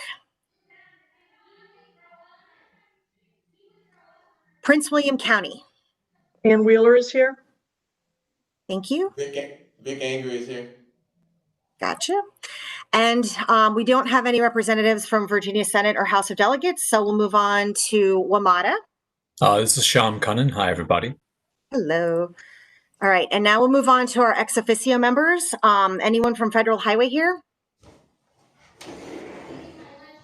Sandra usually comes. I will check the chat. Federal Transit Administration. National Capital Planning Commission. Metropolitan Washington Airports Authority. And National Park Service. Tammy Stidham is here. Thanks, Tammy. Madam Chair, that concludes our roll call, and we do have a quorum. Hey, back to Maryland, Emmett Jordan is here from the city of Greenhouse. Great, I got you, Emmett. Anyone else I've missed? Hey, Lynn, this is Charles Allen in DC. Okay, thank you. Great. So thank you. And so now I do believe that we did receive one public comment just under the wire. Yes. If you could, Lynn, just summarize that for us. I certainly will. So thank you. We received one email which transmitted a comment letter from Stuart Schwartz representing the Coalition for Smarter Growth. In email transmittal, he requested the restoration of live testimony via electronic means, as is the case with many local jurisdictions. Now, the letter that he sent is posted on the TPB website along with the other meeting materials, so you all can go take a look at it if you'd like. In summary, the Coalition for Smarter Growth is informing the TPB that they have already provided comments on the draft 2030 Climate and Energy Action Plan that is being developed by COG's Climate, Energy, and Environment Policy Committee about including additional transportation strategies beyond vehicle fleet electrification and TCI's Cap and Invest program. So that concludes my report. Thank you, Chair Russell. Thank you very much, Lynn. All right, we're on to approval of the September 16th, 2020 meeting minutes. I will invite a motion to adopt the minutes of our September 16th meeting. Please state your name and jurisdiction as you make the motion. Pam Sabeski, Manassas City. Ms. Sabeski. I'll second. Thank you, Mr. Jordan. Any corrections or comments on the meeting minutes? All right, for the vote, are there any abstentions or nays from the District of Columbia? Maryland? Virginia? WMATA or other federal agencies? Hearing no objections, those minutes pass. Thank you. We're on to the technical committee report. We have a written summary of our technical committee's October 2nd meeting. Kyle Nemhart as chair of our technical committee. Is there anything that you would like to report? Thank you, Chair Russell. Good morning, everyone. Or good afternoon, everyone. Again, my name is Con Emmert. I'm TA, chair of the TPB Tech Committee, and I'm happy to present the board with brief updates on what we've discussed and reviewed during our last TPB technical committee meeting. Last month, the board was briefed by Mr. Brian Hayes on the update to the TPB's public participation plan, which was released on August 25th. And early this month, Mr. Hayes had briefed the tech committee on the comments that we received as a result of that effort. Following the review and input from the tech committee, Mr. Hayes will brief you all today, and we'll be asking for the board's approval of the participation plan at this meeting. Additionally, the tech committee also had an opportunity to review the agenda and materials for the TPB work session on climate change, which just occurred prior to this meeting, immediately prior to this meeting. And hopefully those who had the opportunity to attend that meeting found it informative and beneficial. The board is going to be asked to consider endorsing the 2030 goals. So hopefully this is all still fresh in everyone's head. We also had the benefit of having multiple presentations from Mr. Tim Canan of TPB staff regarding the high capacity transit station areas interactive maps. Following the feedback that was given to Canan during the March meeting, which also happened to be our last in-person meeting of the committee, he came back and showed us some of the updates based on that feedback. And so we're very excited for the board to get a glimpse of this preview at this meeting this afternoon. And then finally, Mr. Hayes will brief the committee on staff recommendations for updates to the Citizens Advisory Committee. Now, we did have some discussion about this at the committee level. The consensus with the committee, among other topics discussed, was the importance of maintaining the current acronym, the CAC acronym, but changing the word citizen to community, as the former could be seen as unintentionally exclusionary. So it was also suggested that the word community was broader reaching and could appeal to additional stakeholders that contribute to the community. That concludes my briefing from the technical committee, and if there's no other questions, I'll turn it back over to Madam Chair. Thank you, Kyle. Are there any questions? Great. All right, we are on to the Citizens Future, maybe, Community Advisory Committee and Access for All Advisory Committee report. So I'll start with the report from Nancy Abeles, the chair of our Citizens Advisory Committee, on the committee's discussions this month. Nancy? Nice to see you. Thank you, Chair. Nice to see you too. Thank you, Chair Russell, and good day, everybody. The 2020 CAC met for an online meeting on Thursday, October 15th, and the preeminent topic of the discussion was the CAC update, which you're going to be asked to approve later today. Many of the proposed updates were based on suggestions made by this specific CAC and prior groups based on our experience of service. And in addition to the report that I think you have in your packet, I'd like to put forth the following. First, Brian Hayes, TPB Transportation Planner, briefed us on staff recommendations that would bring a more accurately representational focus to committee membership. The new CAC structure would be more realistically and proportionately reflect the varieties of communities and transportation use throughout the COG jurisdictions.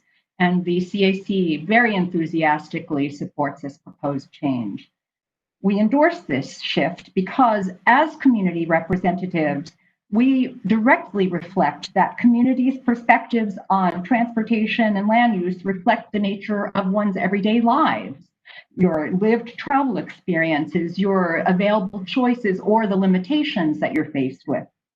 So the change would allow the CAC to better represent the experience of all regional types of jurisdictions and populations, and in proportion to size and geographic location around the transportation network that bear upon important decisions that you as a body make. And I cannot emphasize more greatly that it makes sense to make our committee more accurately representative by the lay of the land. This change would better enable us all to fulfill our missions. We could better help TPB meet upcoming and current regional challenges more effectively and fairly. This includes instituting CAC seats for members from specific interest groups. and equity emphasis areas to ensure the highest possible level of inclusive perspectives and equitable solutions in this, as with all TPB endeavors. We also endorse the recommendation to strengthen the CAC's relationship with the board's elected officials and other TPB committees, and to modernize operating procedure. By this synergy, we can widen each other's perspectives within the fold and make each of our individual entities more effective. We additionally support starting each term with introductory training.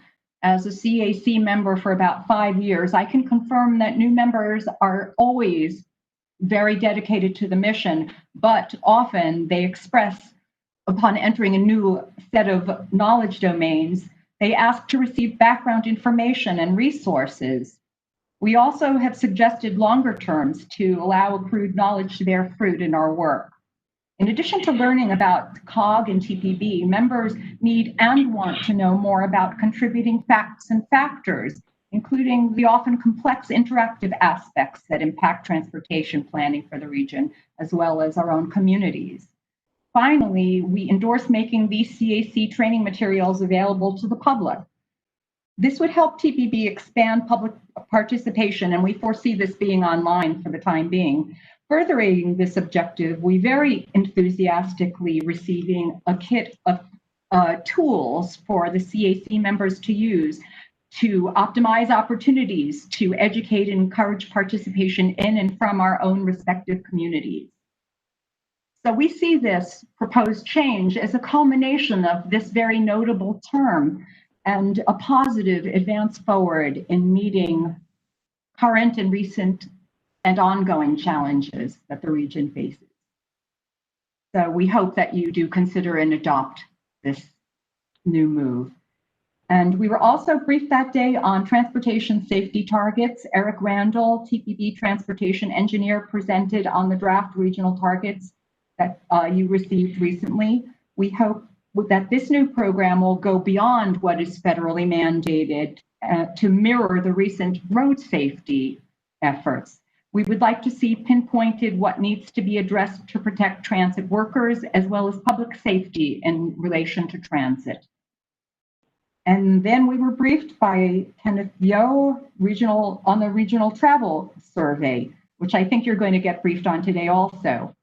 This is the 2017-2018 regional travel survey, and we were very curious about the complex and ample information, and we asked many questions about trips by age, household size, time of day, and people requested comparative data. And we look forward to future briefings on that. And then Brian Hayes again briefed us on the comments received in the 45-day public comment period for the updated participation plan. He described how staff responded to comments on the draft and the updated final version that's going to be also put before you today for adoption. And finally, in other business, John Swanson, TPB transportation planner, walked us through today's agenda. And we also heard about the climate work session that led up to this meeting, and we recommended that our members attend. And thank you. I'm happy to take any questions. Thank you very much. And I really appreciate all of your work on improving the CAC moving into the future. It's very valuable. Are there any questions for Nancy? Okay, let's move on to our colleague, Casey Kostick, who's been chairing our Access for All Advisory Committee. Thank you. Casey, take it away. Thank you. The AFA met on October 6th, and we started off our meeting with a remembrance of a former AFA member, or previously former AFA member, Charlie Crawford, who I mentioned to all of you last month, very tragically passed away. And we had a wonderful remembrance of him and his contributions both to the committee and to disability advocacy as a whole. His wife, Mrs. Crawford, was also able to join the call and expressed her appreciation for everyone's comments and the condolences that were expressed to her. We also had two really useful and fascinating presentations. that got in depth with some really interesting statistics that I'm happy to report out to you a little more in depth here. The first was about the Wheels to Wellness program, which is a partnership with 2 hospitals and 2 human service providers that coordinates rides for patients in Calvert, St. Mary's, and soon Charles counties in Maryland. And it coordinates transportation for people to non-emergency medical appointments. We talked kind of in depth both about the program as well as some of the research that they're doing regarding return on investment of the program. And they found a really striking return on investment of $6.30 for every dollar spent on the program. There's a pretty extensive cost-benefit analysis publication that was also shared and members were very interested in. And I'm happy to share that with others if anyone is interested in delving a little more deeply into that. We also had a presentation on the results of the National Aging and Disability Transportation Centers survey, which was a survey of organizations that provide transportation services to older adults and people with disabilities. Some of the findings from that survey included that for those who do not drive, finding alternative transportation is difficult, according to 77% of the agencies surveyed, and the difficulty is strongly related to affordability. Only a quarter said that transportation options are good, and only 3% said that they are very good. Less than 1 in 5 said that options are highly affordable, and a third said that they are not affordable. Agencies also receive funding from a patchwork of sources, including state FTA Section 5310 and Older Americans Act, ranging from between 5 and 11 different sources. And the top 3 unmet requests that were reported are fairly evenly distributed between limitations by trip type, service area or distance, and hours of frequency. The AFA also received an update on Visualize 2045, the focus on the timeline and planned activities. We had an update on 3 parts of the public opinion research component of the plan, including travel during COVID-19, the transportation future, and external forces and future factors. And then finally, I just announced to the committee that I have asked TPB staff to look for a replacement chair from the TPB because I have really enjoyed being a part of the committee over the past 3 years. And as much as I want to continue to do it, I also think there's a real value in having other TPB members have this opportunity and to be able to delve a little more in depth on these issues and learn more from the committee. So I look forward to the future on that. And I hope to continue to remain involved, but also hope there will be someone else who can delve more deeply and be a part of the committee as well. Thank you.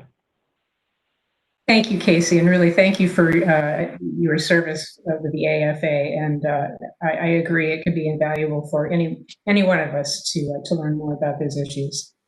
So thank you for that. Are there any questions for Casey? Fantastic. Okay, we're on to steering committee actions and report of the director. We do have a written summary. Conti, is there anything that you would like to add? Thank you, Mr. Chairman and members of the board. You have my written report. While I would recommend all topics in the memo for your review, I would draw your attention to a couple of items. On pages 7 and 8 in the letter sent and received section, there is a letter from the TPB and COG, a joint letter, to the congressional delegation of the National Capital Region. And Chair Russell, I expect you will be speaking to that as part of your remarks. And then I would also draw your attention to pages 11 and 12, which is a staff memo from Andrew Meese to you that describes the work plan that staff has and have been working on towards compiling and analyzing the travel, economic, and environmental implications and impact during the current COVID-19 pandemic. This multi-sector work is being coordinated amongst the different departments within COG, and we are also working with WMATA as one of the lead public transit agencies to capture that impact as well. We hope to be able to share those results in the coming months. So those were just 2 items, but I would draw your attention to all items in the memo. That was all I had, Ms. Chairman. Thank you, Kanti. Are there any questions for Kanti? Great, thank you. We're on to Chairman's remarks. I do have a couple of things to note. First, the letter that Kanti mentioned during this report. I thank the vice chairs, Charles and Pam, for working with me to decide and subsequently help draft a letter to the congressional representatives of the region. I also thank the officers of the COG board for their partnership on this. Every one of us on this board have by now been faced with the task of managing disruptions to planned revenues at the local or state level.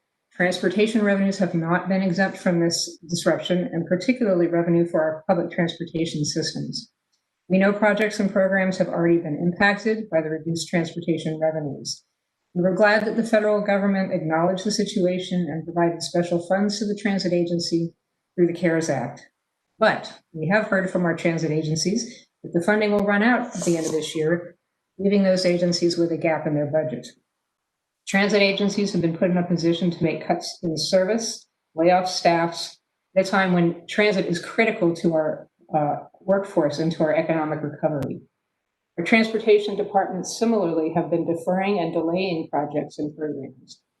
This letter, consistent with the national organizations AASHTO and APTA, is asking for a fresh round of federal funding assistance, a second round for transit, and a first round for state and local transportation departments. We are aware that there are discussions going on in Congress, but we need to have some action taken soon. The other matter I would like to note is this morning's work session on climate change.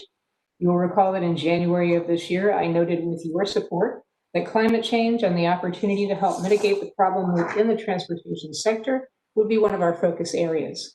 This morning, we received very informative briefings on 2 big aspects of climate. First is a new goal for the region to reduce the amount of greenhouse gas by the year 2030. The region already has a goal for 2020 and 2050. This would urge an interim goal for 2030. This is an action item for us later today, and I urge that we adopt it unanimously. The second briefing we received is about a new proposal that is being developed by a consortium of 13 states and the District of Columbia on a policy proposal that would help reduce greenhouse gases from the transportation sector. The consortium is called the Transportation and Climate Initiative, and one of our members, and that's Earl Lewis, is the co-chair of this group. The policy proposal that they are developing is called Cap and Invest Program, which aims to reduce the consumption of fossil fuel by capping the total amount of greenhouse gas emissions from them, while also generating new revenues by the large distributors of fossil fuel that can be invested in transportation strategies that will help reduce fossil fuel consumption and thus reduce greenhouse gas emissions. I believe that as a board, we must proactively engage with other regional planning entities and other departments within our jurisdictions to work collectively to reduce greenhouse gas emissions resulting from the changing climate. Transportation, land use, housing, buildings, energy, all these different sectors are interconnected and thus have to work together. This means the plans that we make in all these different sectors have to be integrated and complementary. As such, I believe this morning's discussion is just the start of briefings and discussion on the matter of climate change, and I see the TPB to be more engaged in this work in the coming years. Those are my remarks. So on to action items. We have first our participation plan update.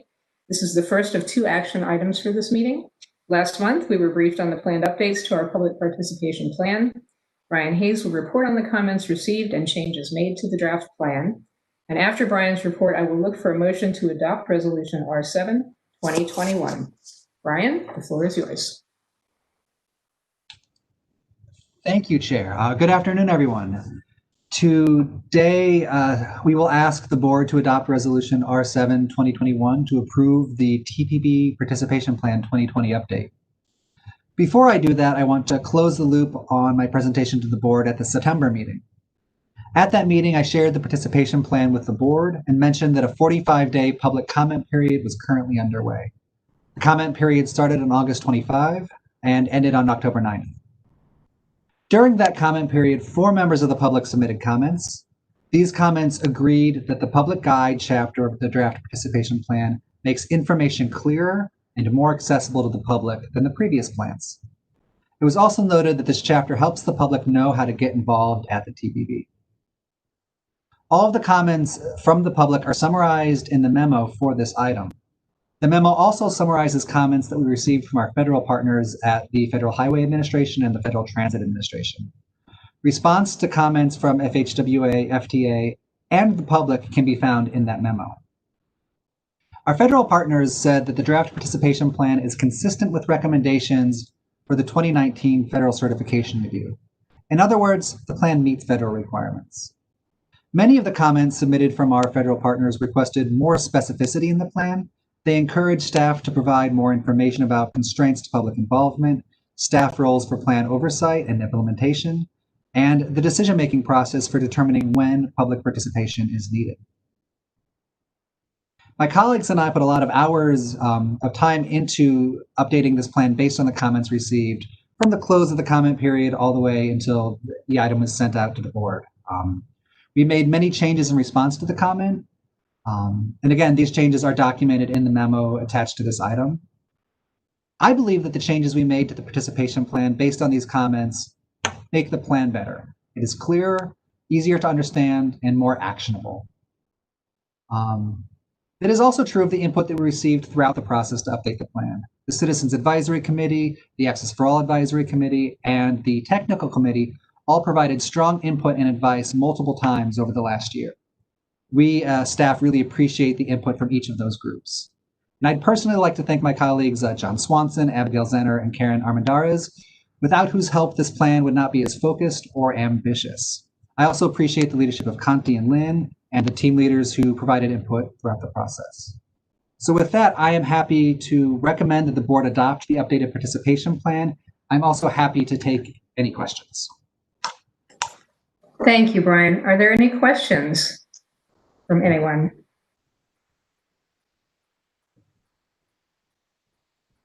Means you did a great job, Brian. So with that, I will ask for a motion to adopt Resolution R7 2021. Madam Chair, Pam Sebesky, I move approval. Ms. Sebesky moves approval. Is there a second? Charles Allen from DC. Second from Charles Allen. Any questions or any other discussion before we vote? And again, I'm going to ask only for nay or abstentions. First from the District of Columbia. Maryland. Virginia. WMATA and other agencies. Hearing none, the motion passes. Thank you so very much. All right, on to the interim 2030 regional greenhouse gas reduction goal. This is the second of 2 action items today. Erin Morrow will summarize the new regional goal for greenhouse gas reductions by 2030. And after her report, I will invite a motion to adopt Resolution R8 2021. Erin? Thank you. Good afternoon, everyone. Today you are being asked to consider Resolution R8 2021, which endorses the Regional 2030 Greenhouse Gas Reduction Goals that were adopted by the COG Board last week. Earlier today at the work session on climate change in the National Capital Region, Steve Walsh, who is COG's Director of Environmental Programs, gave a detailed presentation about the goals. Today I will provide just a brief overview. Could I get my slides up on the screen?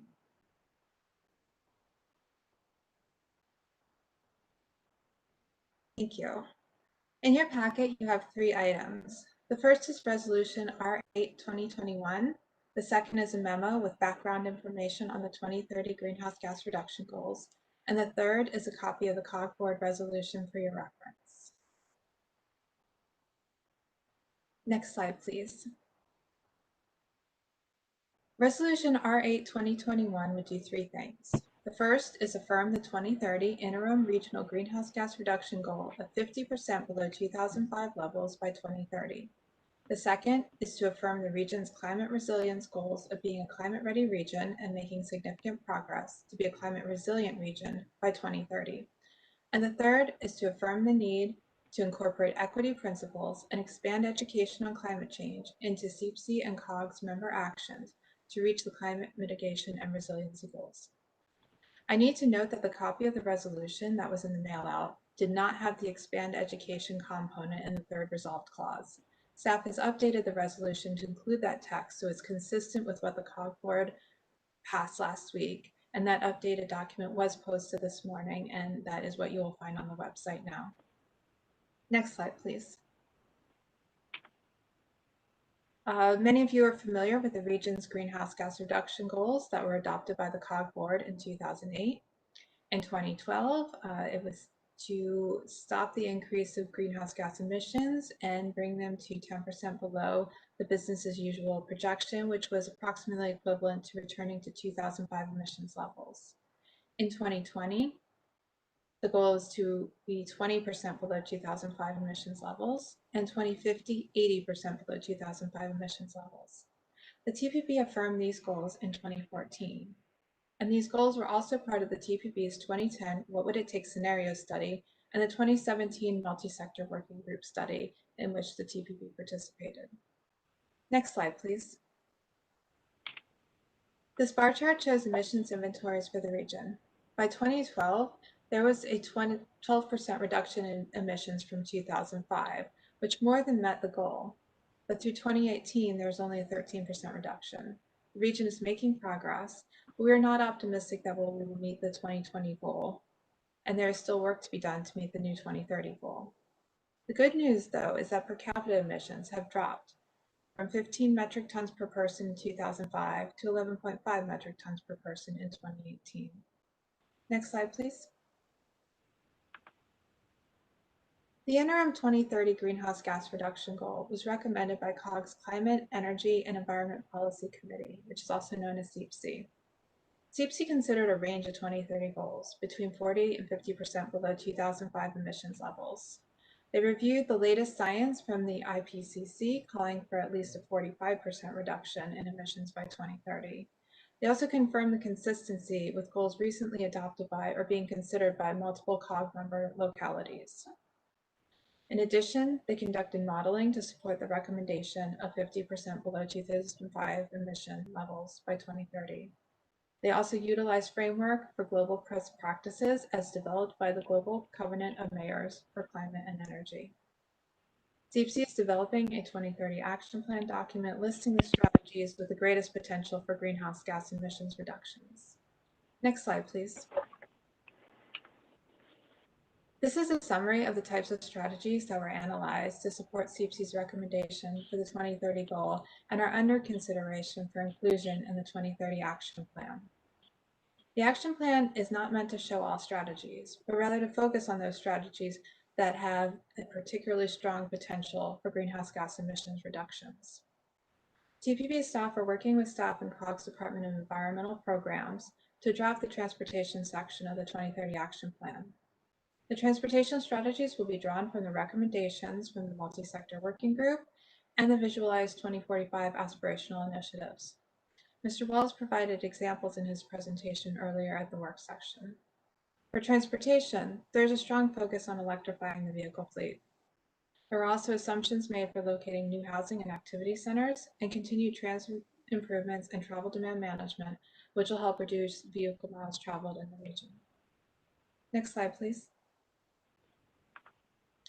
Resolution R8-2021 is in front of you for consideration. In the whereas clauses, it acknowledges the work that is being done in the region. And then, as I stated earlier, it affirms the regional greenhouse gas reduction goal of 50% below 2005 levels by 2030, affirming the region's climate resilience goals, and affirming the need to incorporate equity principles and expand education on climate change into COG members' actions to reach the climate mitigation and resiliency goals. This is consistent with the COG board resolution that was adopted last week. And that concludes my presentation. I'm happy to answer questions if time permits, and Mr. Walls is also on the webinar for any questions on SUPSI's work. Thank you, Erin. Are there any questions for Erin? Let's start just with the jurisdictions with District of Columbia. Any questions from Maryland? Madam Chair, this is Delegate Krim from House of Delegates in Maryland. Welcome, Delegate Krim. Hi. Can I ask where telework is in this plan? Yes, if I could, Ms. Krim. Right now, what TPB is being asked is to endorse or affirm the regional goals for reducing greenhouse gases by 2030. COG's Climate, Energy, Environment Policy Committee is developing an action plan that it hopes to complete in November. And once it is done, we plan to bring it back to the TPB. There are 2 points about the action plan itself, as Erin noted. One, it builds on all of the strategies that the TPP has developed and adopted back in 2015 through the multi-sector working group that was focused on climate change, and subsequently in 2017 through the aspirational initiatives. Both of them include significant increase in teleworking, but equally importantly, they call for significant enhancement in travel demand management strategies in general. Those strategies could be alternate work schedules. It could be a majority of the employees in the region receiving transit benefits from their employers so that they can ride transit. Transit becomes more affordable. It includes having more BRT types of systems throughout the region. So all of that are the bunch of strategies. So teleworking is an integral part of those strategies. Can I follow up on that, Madam Chair? Of course. So do we have any statistics or any data on how much emissions have decreased since we've had more teleworking in the region? Not particularly during the pandemic, but the TPB's Commuter Connections Program conducts an extensive evaluation of all of the travel demand management programs in the region, and they estimate the number of vehicle trips that have been reduced, the number of vehicle miles traveled that have been reduced, the number of emissions that has been reduced. The latest such calculation was from 2019. We'll make sure that that's available. During the current pandemic, we have been working to monitor the total reductions in vehicle trips, vehicle volumes. We are working, getting the vehicle miles traveled is a little bit hard and it takes a little longer, but we have been collecting data, and that data can be used to come up with a rudimentary estimate of what it might be. One thing I will note is traditionally, with teleworking, there is not a 1:1 relationship with reduced vehicle miles of travel or even with vehicle trips made, because a commuting trip might be eliminated, but other trips are made. So there is, all of those needs to be accounted for. And we are working, as I said in my director's report memo, we are compiling all of this information from the travel data perspective to be able to provide that information. And so you're saying that will be available in November? The action plan will be available in November. The 2030 Climate Action Plan will highlight some of the strategies that have the greatest potential to reduce greenhouse gas emissions, and that includes teleworking as one of its components. Yes. So may I just say that Delegate Corman and myself have been in touch with the Office of Personnel Management at the federal government on this topic. And I would request that the TPB have interaction with them, because I think that they agree that teleworking has worked well for them. And I think that this would help us get to the goal. And thank you, Madam Chair, for allowing me those comments. Thank you, Delegate, for coming to our meeting. Haven't heard from you in a while. Are there any more questions from our Maryland folks? Okay, how about Sorry, Virginia? I'm sorry. had trouble unmuting myself there. I just have Casey? a question. Thank you. I mentioned this earlier during the work session, and I appreciate the discussion about what the role of the TPB can be in this. And I think just as we move forward, it'll be useful for us to make sure that we are keeping these climate goals in mind as we're making all of our decisions on the TPB. I think within our Visualize 2045 plan, our aspirational goals are a really fantastic way to address this. But I also think we need to move from them being aspirational to finding ways to make them really tangible. And I know we've talked previously about transit and the challenges that transit is facing. Really appreciate your focus, Delegate Krim, on COVID impacts and teleworking. I think there's some great opportunities there, but also some challenges with regard to transit, as Chair Russell mentioned earlier, and the funding for transit moving forward, as well as concerns I have as we move forward when people may be fearful of using transit because of the close quarters as we recover from COVID. So I think we as a board are going to really need to be emphasizing these things, emphasizing transit, and really just keeping these things in mind as we move forward. And I'm excited to hear more about how we can do that and how we can be more active in this space. Thank you, Ms. Kostick. I might just add, TPB's Commuter Connections about 3 months ago released a whole set of documents under Commute with Confidence on its website, encouraging people to utilize all of the means of mobility options that they have, including about using transit safely.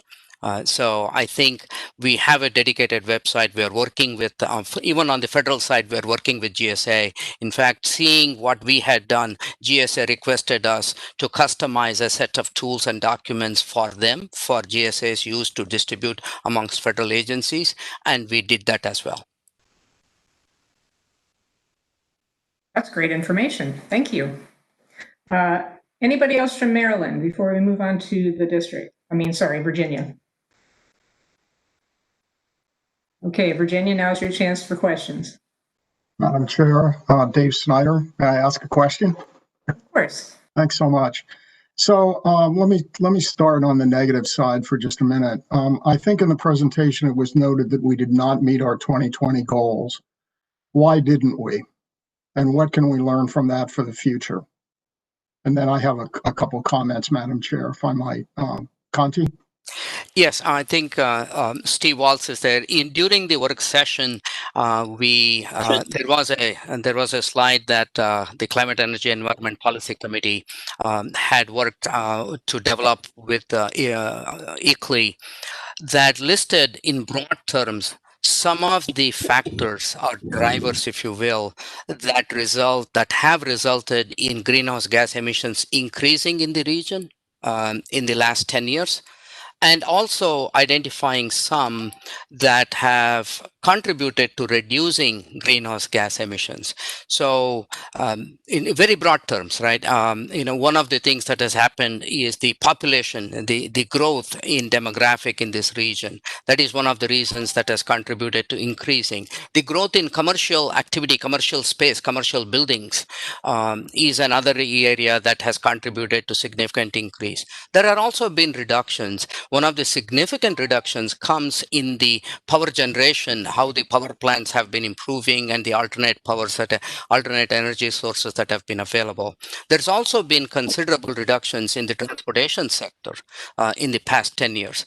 But overall, the factors that are causing the increases have not been enough to mitigate completely the factors that are contributing to help. So I think that is where our challenge lies. Within the next 10 years, perhaps the best option as a strategy would be to do more that reduces greenhouse gases and to do something about those that are increasing greenhouse gases.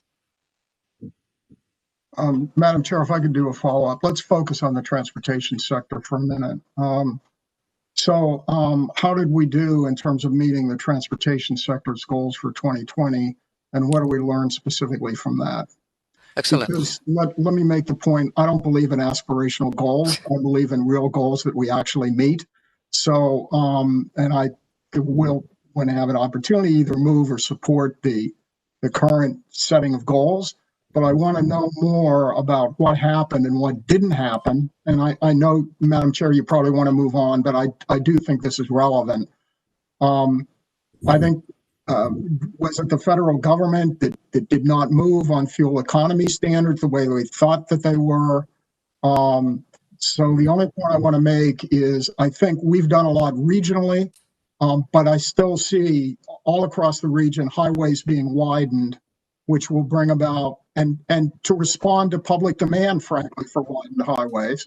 And yet we know they will bring increased greenhouse gas. So I would turn it over to Steve or Conte for just a quick comment about how did we do in the transportation sector and what does that tell us about meeting the goals that we're now setting yet again? Thank you. The original regional goals were non-sectoral, meaning there were not any specific goals for each of the 4 different sectors. It was from all of the sectors, let us get to these points. And those points being, 20% below 2005 levels by 2020, 80% below 2005 levels by 2050. So there was no separate goal for transportation sector, nor was there a goal for energy sector or for the built environment. But collectively, TPB has been working with the Department of Environmental Program staff in developing regional inventories of greenhouse gases from various sectors, including transportation. So we have been monitoring that. So why we did not achieve the 2020 goal, even though there were reductions in the transportation sector, the general answer is everybody could have done more to help us reach the target. Yes, there is the fact that there are these other factors that are causing the increase in emissions. That said, from the TPB's perspective, the aspirational initiatives, the what would it take analysis, the multi-sector working group analysis, all of them have indeed been emphasizing the point that you've made, Mr. Snyder. Local and regional actions are important, they contribute, and they should be pursued as expeditiously as possible. But without significant system-wide actions where federal action would be needed, where in some instances state actions would be needed, we would not be able to make a big dent. And today during the work session, Ms. Kostic, Mr. Voyan, and others made that point that where we should be focused on now that we have a near-term goal, not till 2050, in the next 10 years, let us now roll up our sleeves and see how can we get there? What are the specific actions that we would need to take in each sector, including transportation? So, Madam Chair, if I may just add just a brief bit, this is Steve Walls. Yes. And to get to what Mr. Snyder was talking about, there was an increase in the VMT across the region. While it was down per capita, the increase in the population more than offset the per capita decrease, so that there was an increase in VMT. And the fleet mix, and so there's local actions that can affect VMT. Also, the fleet mix has changed from 2005 through now. We've seen more larger vehicles that have a higher greenhouse gas emitting profile. And while during this time period, the federal standards were moving forward as they had been scheduled, the switch in the kind of the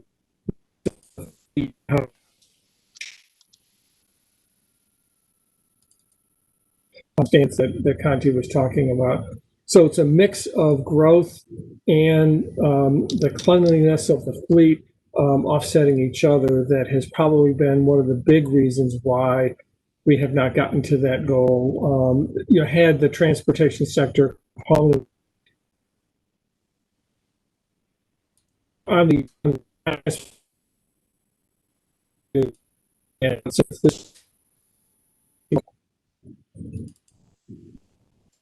Madam Chair, Thank you for allowing me to that. ask these questions. Thank you. Thank you, Mr. Snyder. We can always count on you to hold our feet to the fire. Okay, any other questions from Virginia? Madam Well, Chair, Monica- Kristen yes. Umstattd, Loudoun County. Thank you so much. I noticed that the chart on greenhouse gas emissions goes through 2018. Can you hear me? Oh, great, thank you. So the more interesting data that we still don't have, which is going to be what happened before the shutdowns and what happened during the shutdowns vis-a-vis transportation emissions, et cetera. I wonder if we will be looking at teleworking with a view to the way data centers enable us to telework and their increasing reliance on renewable energy sources, which hopefully are going to decrease emissions needs. But I think we do need to look at the data center industry as something that theoretically can save us from emitting as many greenhouse gases as we otherwise might, and look at that in connection with its impact on transportation, because I do believe they have enabled us to cut back on transportation needs across the board. That's unfortunately something we really can't do now necessarily, but I'd like to see us look at that as we go forward. Thank you. Madam Chair, and with the data centers and the IT industry, beyond just transportation, they allow us to do well.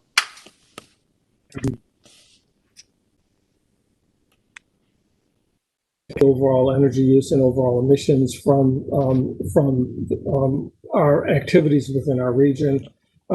We are working and talking with folks within the data center industry about trying to get better data on their green power purchases to be able to better measure the impact of that on a So there's more work to be done there, but it's things that we're actively working on. And last, Conti and I and Paul Desjardins and others have been looking at putting together an integrated cross-sectoral analysis of what has happened during the pandemic, trying to get the better data as it is coming out to be able to answer these questions a little bit more, and then be able to use the lessons learned looking forward for planning purposes. There's data holes that we're working with, and we're assessing the reliability of the data, but it's something that we are actively working on. And if I could add, Ms. Russell, the multi-sector opportunity to work together, and more than an opportunity, in my opinion, a basic necessity to do this in a multi-sectoral way. Another example is TPB's aspirational initiative talks about bringing land use and jobs closer together, 75% of the growth in households and populations having to be either in activity centers or near high capacity transit. One of the ways that helps not only reduce the amount of VMT and the fuel consumed and thus reduce greenhouse gases, it also allows for microgrid sort of strategies in the energy sector to be implemented. So that is another way where land use, transportation, and energy can all come together. So this is where TPB, COG, Climate, Energy, Environment Policy Committee, Planning Directors, Technical Advisory Committee, Housing Directors, Health Directors. I think that is where the challenge will be for us in the next 10 years. If we want to achieve, as Mr. Snyder said, we set a goal, we should go about achieving it. That's the type of work that we will need. I absolutely agree. And one last thing, I'd be remiss to say that this also has an air quality impact and our ability to meet our ozone and particulate matter standards that really affect the health of all of the people in the region. So as we're looking at multiple value, that's a critical one also. Absolutely, thank you. Last call for questions, and I think we're on to Wamata for those. Thank you, Madam Chair. Good afternoon, everyone. Thanks again to everyone for tremendous amount of information here in the working session.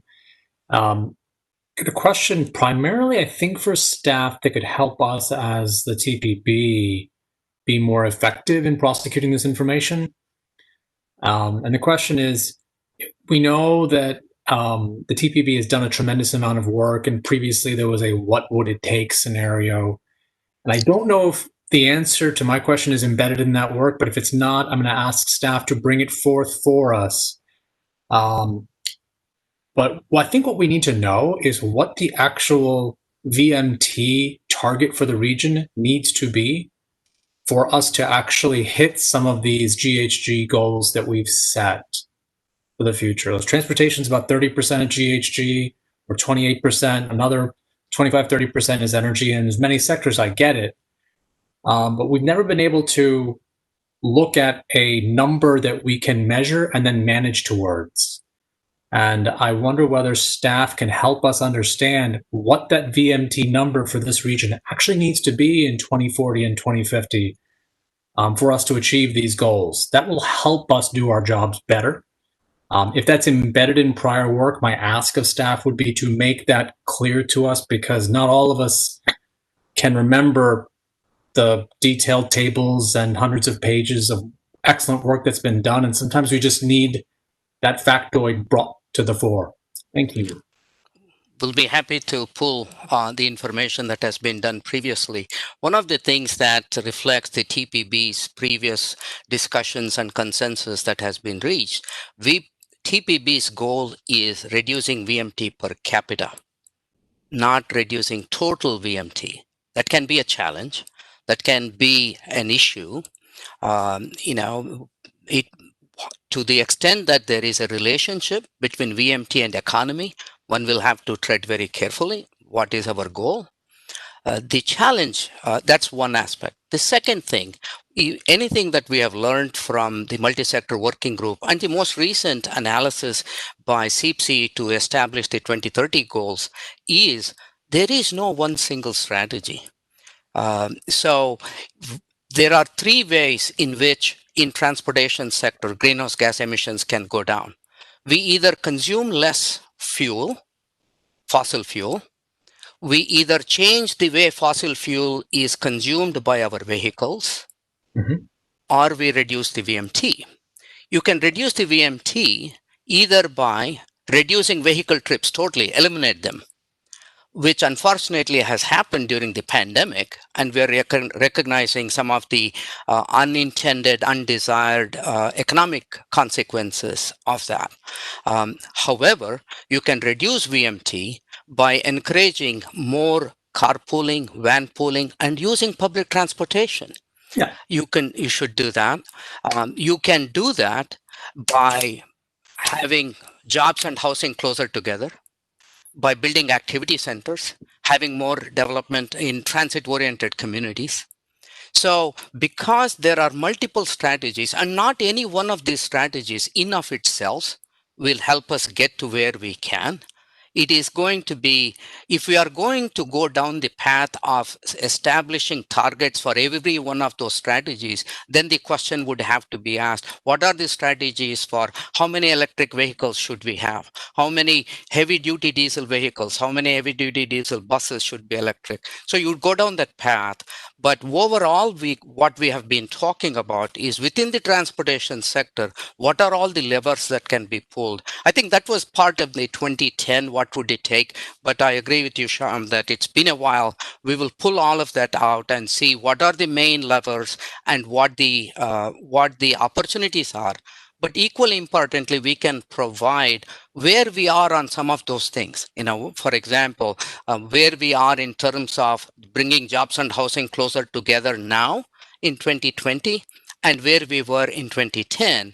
And that will give us a sense of, on those different levels, what kind of progress is being made and if we need to accelerate that. But there's no question that there has to be an enhanced and an accelerated effort of realizing these strategies. Yeah, I think that's helpful, Kanti. Thank you. And if you'll indulge me, Madam Chair, for another 30 seconds, what I don't want to do is, I'm a businessman before I was a public official, and so I'm going back to those roots because I don't like rabbit holes. And I think that we have spent a lot of time talking about the strategies and the hows, but I think what's been lost upon all of us is the what. What's the actual number that we're trying to manage to?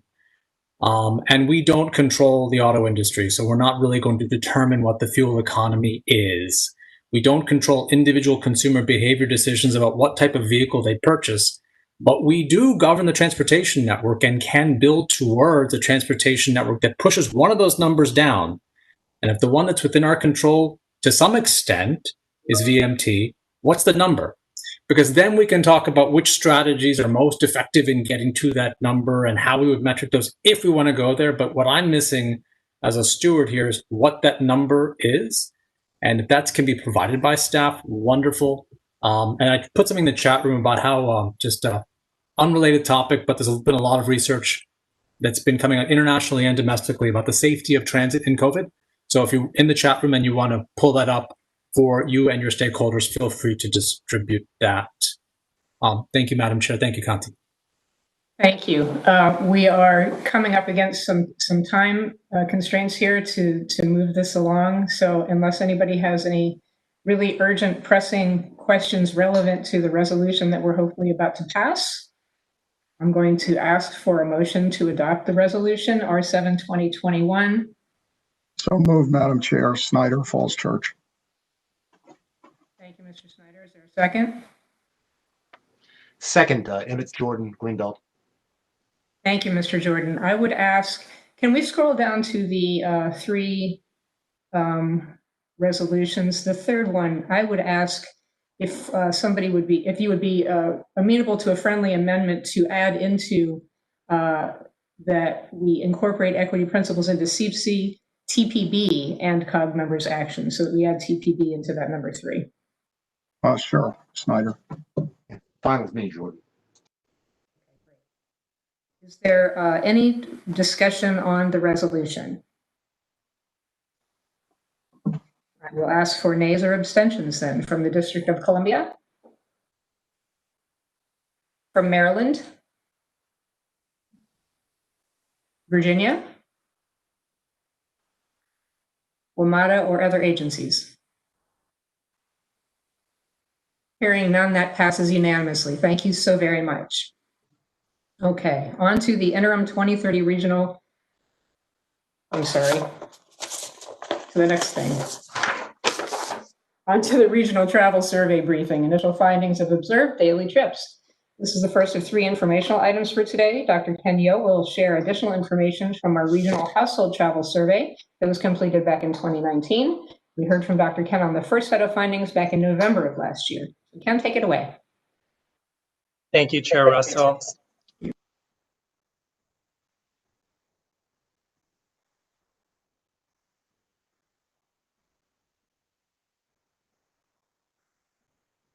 I would like to share my screen, but it seems like I'm having some difficulty with that. Well, while you do that, I just looked down at my notes and realized I think I asked for a motion for R7-2021, and it was really R8 that we were down to. So I don't know if procedurally we need to redo that, or if I can just put that on the record. I'll take this as a, for the record, technical. Thank you. Thank you. And if you'd like, I can go ahead and put my copy, if you would prefer, if that's okay at this point. Yeah, that's fine. Okay, great.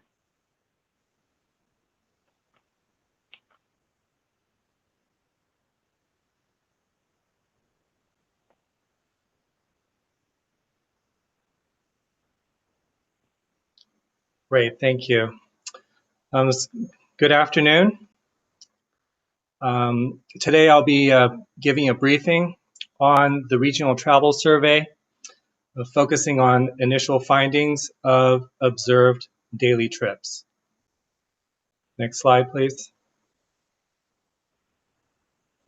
The regional travel survey is conducted by the TPB once every 10 years to understand travel behavior and patterns throughout the Washington region.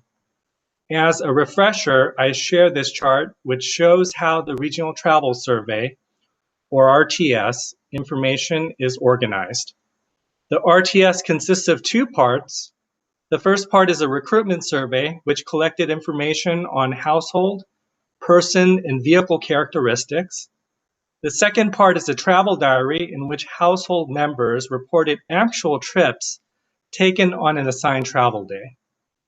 The data processing of the travel diary was recently completed, and this presentation will be the first in a series which will share findings from the travel diary. Today's presentation will focus on the highlighted items from the trip file, in addition to cross-tabulations with the highlighted data items in the household and person files. Next slide. The information that I'm about to share focuses on household and person trips taken on a typical weekday, and how trip rates vary by household size, location, number of workers, household income, race and ethnicity, vehicle availability, age, gender, and the presence of children. I will also share findings on the types of trips made by households on a typical weekday, including the trip purpose and location of the household, in addition to the mode share for commute and non-commute trips by jurisdiction. Next slide. Our comparison of demographic and travel behavior factors will focus on differences between our sub-regional areas, the core, inner suburb, and outer suburb. This chart shows the jurisdictions for each sub-area. Next slide, please. In addition to sub-areas, we'll also examine differences in demographic and travel patterns inside and outside of COGS activity centers, shown on the left map, and equity emphasis areas, as shown on the right map. Next slide.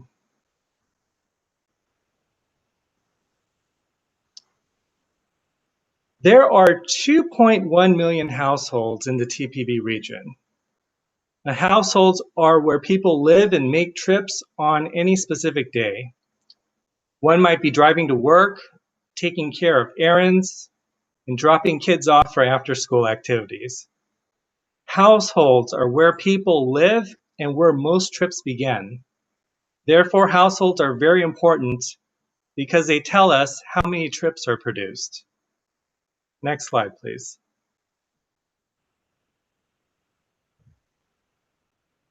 Of the 2.1 million households in the region, 24% live in the core, 54% in the inner suburbs, and 22% in the outer suburbs. We can see that households in the core are generally smaller than households in the inner and outer suburbs. 40% of households in the core are one-person households, while household size generally increases as you get further out, shown by the larger share of 3 and 4 more person households in the inner and outer suburbs. Next slide, please. We'll start by looking at the weekday household trip rate by household size for the entire TPB region. The numbers on this chart show the average number of weekday trips taken by household. You can see that the household trip rates increase with household size, with smaller households taking fewer trips and larger households taking more trips. Based on this chart, we can see that household size is an important determinant of the trip rate. Next slide, please.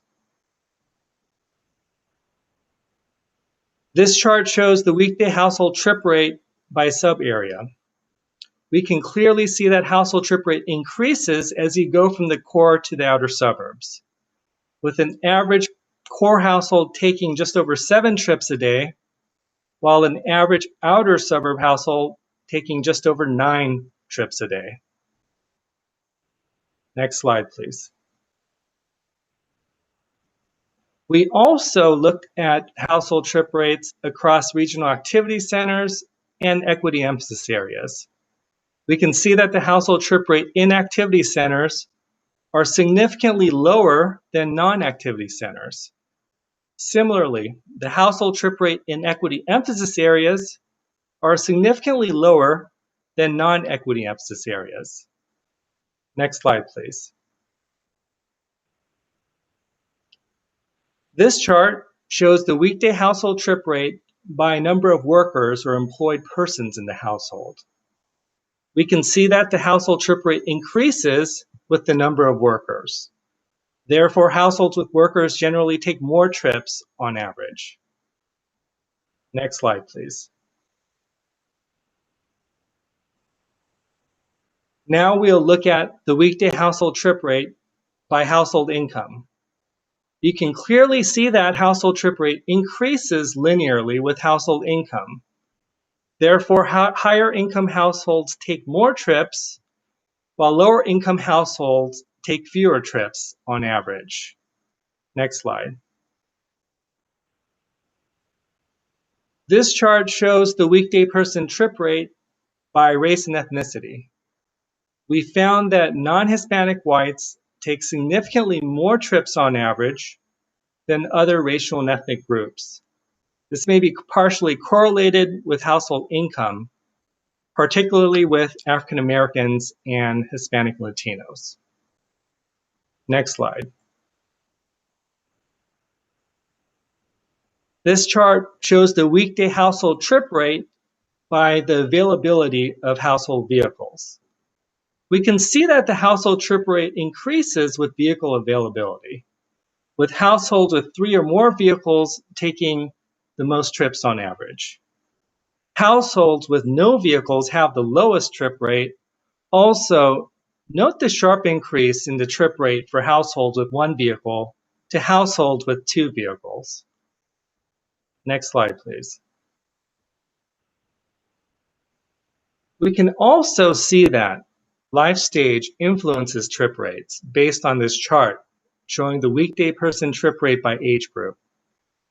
We found that members of Generation X take more trips on average than other age groups, while post-millennials take fewer trips on average than other age groups, followed by members of the silent generation. Next slide, please. We will now compare person trip rates by gender in households with children. The chart on the left shows person trip rate by gender. We found that females take slightly more trips on average than males. The chart on the right shows person trip rates by households with and without children. After controlling for household size, households with children take slightly fewer trips on average than households without children. Next slide, please. To summarize the findings of weekday household and person trip rates, we can see that household trip rates generally increase from the core to the outer suburbs. Household trip rates are also lower in equity emphasis areas, which could be partially explained by household income and limited diverse land use. Also, households in activity centers take fewer trips on average, which may be partially due to the reduction in vehicle trips, since activity centers tend to be more compact and mixed use. Also, we found that household income is strongly correlated with household trip rates, with higher income households taking more trips per household. Additionally, trips per household increase with household size. In terms of race and ethnicity, non-Hispanic whites take more trips per person than other racial and ethnic groups. Vehicle availability is a key factor in household trip rates, with no vehicle households taking fewer trips per household than households with vehicles. Finally, we found differences in household trip rates across age groups, with post-millennials taking fewer trips per person than other age groups. Next slide, please. The travel diary portion of the survey asked respondents to report the purpose of the trip. This chart shows the daily trip share by purpose for all modes in the TPB region. We can see that the largest share of trips are shop and meal trips, comprising just over 1/4 of all trips. About a quarter of trips are commute and work related, followed by drop-off pickup, personal business, social recreation, and school trips. Next slide, please. The travel diary also asks respondents to report the primary travel mode taken for each trip. This chart shows the mode share of weekday trips in the TPB region for commute trips and non-commute trips. For commute trips, about 70% are automobile trips, which include drive alone, drive others, and auto passenger trips. 62% are drive alone trips. Nearly 1/4 of commute trips are bus and rail trips, and just over 6% of commute trips are walk and bicycle trips. For non-commute trips, about 3/4 of trips are by automobile, but there's a much larger share of drive others and auto passenger trips. There's a much lower share of non-commute trips by bus and rail compared with commute trips, and there's a much higher share of non-commute walk trips compared with commute walk trips. Next slide, please. Now let's look at the mode share of commute trips by sub-area, activity centers, and equity emphasis areas. Key data points are highlighted for emphasis. Looking at differences in commute mode share by sub-area, the highest shares of auto trips, drive alone, drive others, and auto passengers, are in the outer suburbs. The highest share of bus, rail, walk, bicycle, and taxi and ride-hail trips are in the core. In terms of differences in commute mode share by activity centers, there are higher shares of non-auto modes, rail, bus, walk, and bike, in activity centers compared with non-activity centers. Non-activity centers have the highest share of auto trips, and about 2/3 are drive alone, single occupancy vehicle trips. Finally, for differences in commute mode share by equity emphasis areas, there's a higher share of rail, bus, walk, and taxi and ride-hail trips in equity emphasis areas, and there's a higher share of drive alone SOV trips in non-equity emphasis areas. Next slide, please. Now we'll examine the mode share of non-commute trips by sub-area activity centers and equity emphasis areas. Looking at differences in non-commute mode share by sub-area, we can see a similar pattern with commute trips with larger shares of auto trips in the inner and outer suburbs and a higher share of rail, bus, walk, bike, and taxi and ride-hail trips in the core. Also, note that 28% of non-work trips in the core are walk trips. In terms of differences in non-commute mode share by activity centers, similar to commute share, there's a higher share of rail, bus, walk, and bike trips in activity centers compared with non-activity centers. Also, non-activity centers have a higher share of auto trips.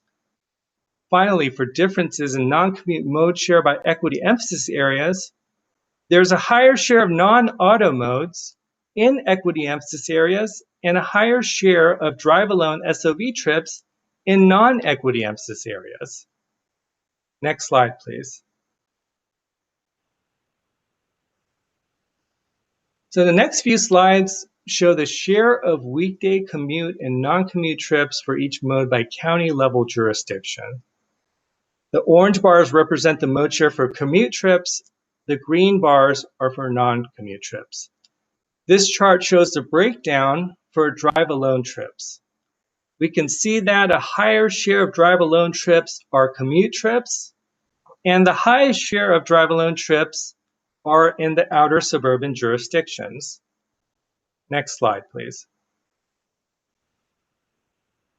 This chart shows the share of trips where there are 2 or more occupants in a vehicle, drive others and auto passenger. We can see that a much larger share of drive others and auto passenger trips are non-commute trips. The core jurisdictions have a smaller share of these trips than the inner and outer suburbs. And the highest shares of commute trips with 2 or more vehicle occupants are in Charles County and Prince William County, which suggests higher rates of carpooling compared to the rest of the region. Next slide, please. This chart shows the share of weekday trips by rail, which includes Metro Rail, commuter rail, and streetcar. We can see that the highest share of rail are in the core jurisdictions. About 1/3 are commute trips. The highest share of rail are in the WMATA compact area. And Prince William County has the highest share of commute trips by rail in the outer suburbs, which is mostly commuter rail. Next slide. Now let's look at the share of bus trips by jurisdiction. We can see that the highest share of bus trips are in the core jurisdictions, with the highest in the District of Columbia. For the inner suburbs, Montgomery and Prince George's County have a notably higher share of bus trips than Fairfax County. For the outer suburbs, Charles County has the highest share of bus trips, followed by Loudoun and Prince William counties, which are mostly commuter bus trips. Next slide.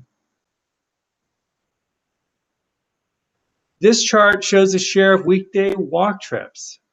We can see that a higher share of walk trips are non-work trips, and the highest share of walk trips are in the core jurisdictions, followed by the inner and outer suburbs. For the inner suburbs, there's a notably higher share of walk commute trips in Prince George's County. Next slide. Now we'll look at the share of weekday bicycle trips by jurisdiction. We can see that in most jurisdictions, a higher share of bike trips are commute trips, and the highest share of bike trips are in the core jurisdictions. Note that 10% of trips to work are by bicycle in DC. Next slide. Finally, this chart shows the share of weekday trips by taxi and ride-hail. We found that the highest share of taxi and ride-hail trips are in the core jurisdictions, especially in DC. Taxi and ride-hail trips in the inner suburbs comprise a small share, about 0.5% to 1% of trips, but there are very few taxi and ride-hail trips in the outer suburbs. Next slide. To summarize the mode share of weekday trips, we found that the highest share of bus, rail, walk, bike, and taxi and ride-hail trips are in the core, while the outer suburbs had the highest share of auto trips. The share of non-auto modes were also higher in activity centers and equity emphasis areas, which tend to be higher density, mixed use, and more demographically diverse. There are more drive-alone bus and rail trips for commute trips, while more walk trips were reported for non-work trips. More than 1/3 of commute trips in the TPB region are non-single occupancy vehicle trips. Next slide, please. I've shared a lot of information in this presentation, but there's more to come as we continue our analysis of the RTS trip file. Our next briefing will examine changes in observed travel between 2007-2008 and 2017-2018 for the TPB region. We are also preparing the technical documentation for the public release version of the RTS data files, which we hope to release by the end of this year. Next slide. I would like to take this opportunity to thank Yugal and Wanda Owens on our TPB staff who provided assistance in the data processing of the RTS trip file. I would also like to thank Yugal for his assistance in preparing the tabulations for this presentation. Finally, I would like to thank Nicole McCall for her critical support on this effort. Thank you for your attention, and I'll be happy to answer any questions. Thank you very much. A very interesting presentation. I will entertain questions. Let's start with the District of Columbia.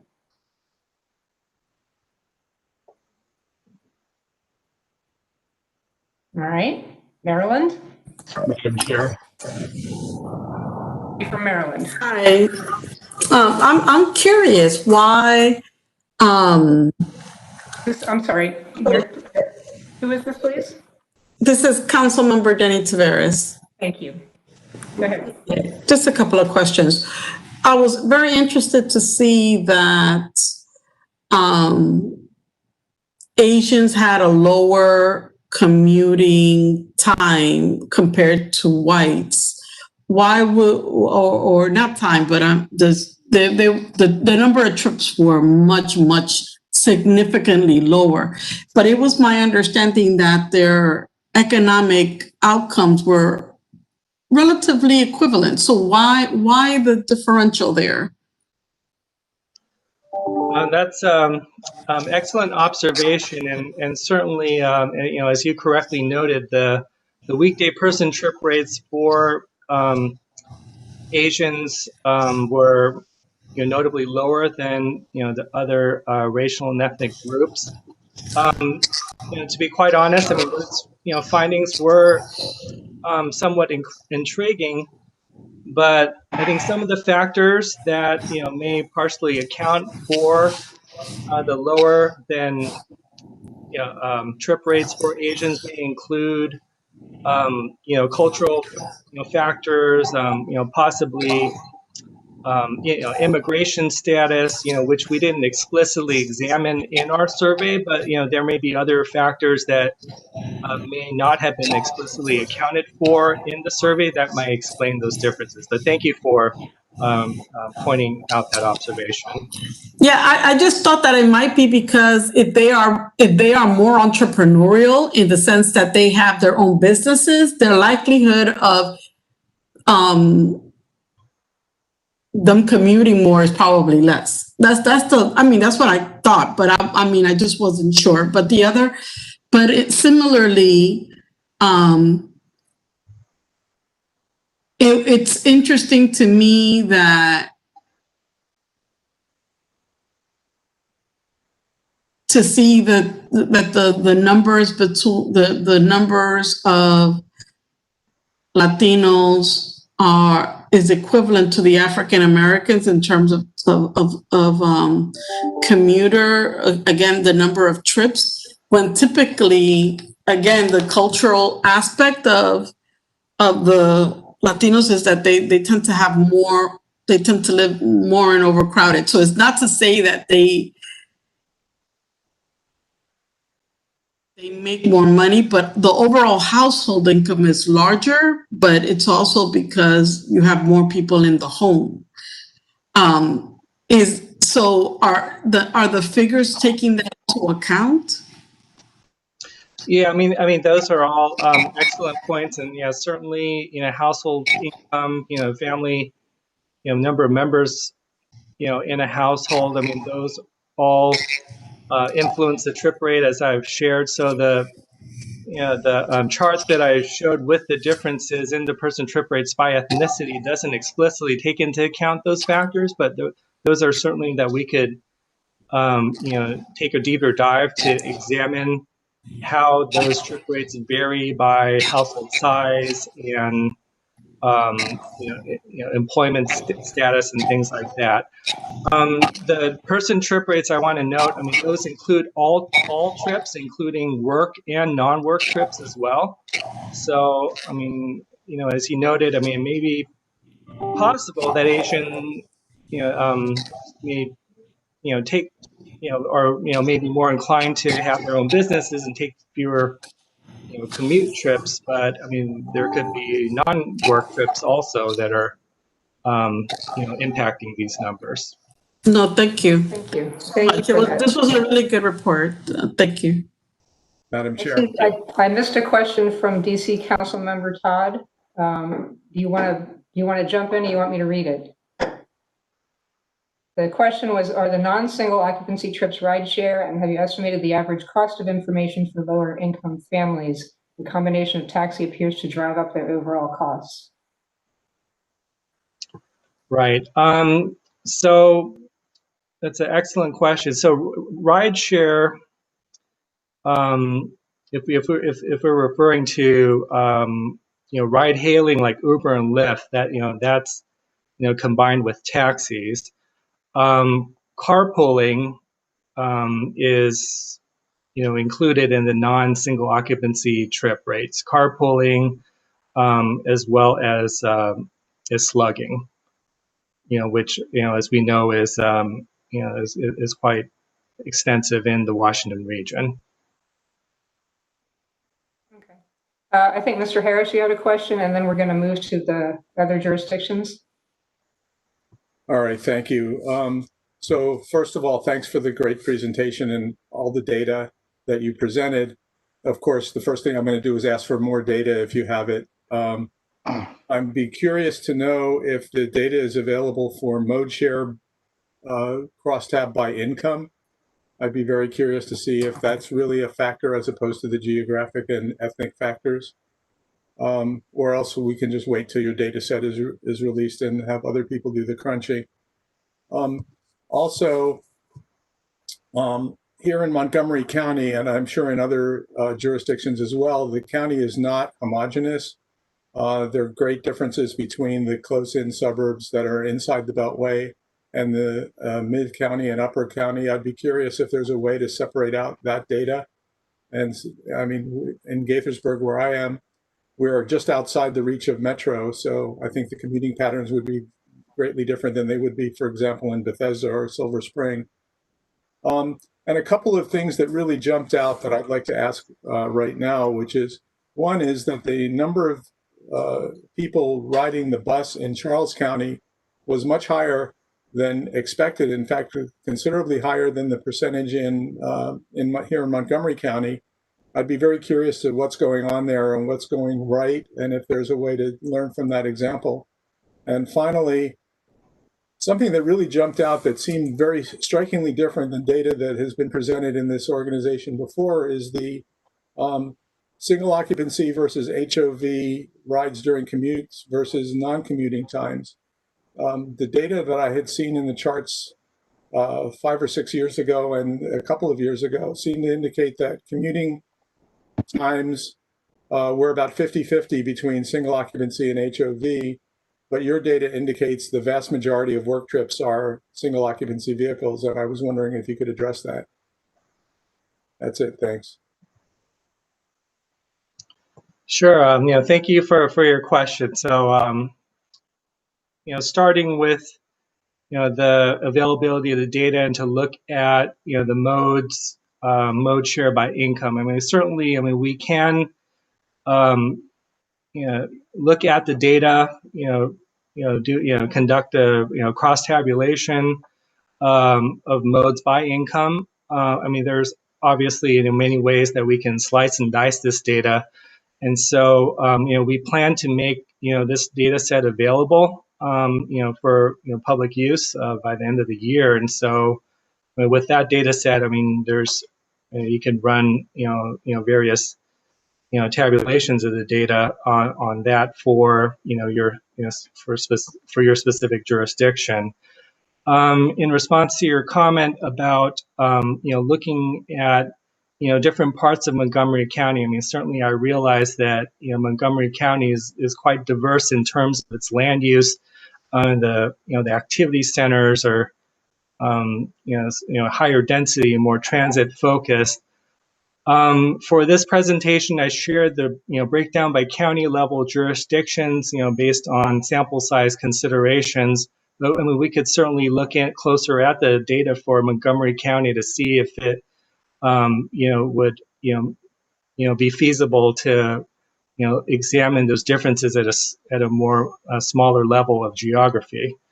I'm going to jump in. I'm kind of sorry. I'm going to jump in with the chair's privilege here. We are really moving tight on time here, and I hate to cut this off because it's a fascinating discussion. I would suggest the rest of the questions get typed in. They can be addressed at a later date, but I really want to move on now, and I apologize. It's fascinating stuff, but so I'm going to just thank you, Dr. Yo, for your presentation, and please, folks, if you have questions, type them in, and we'll get to them in the future.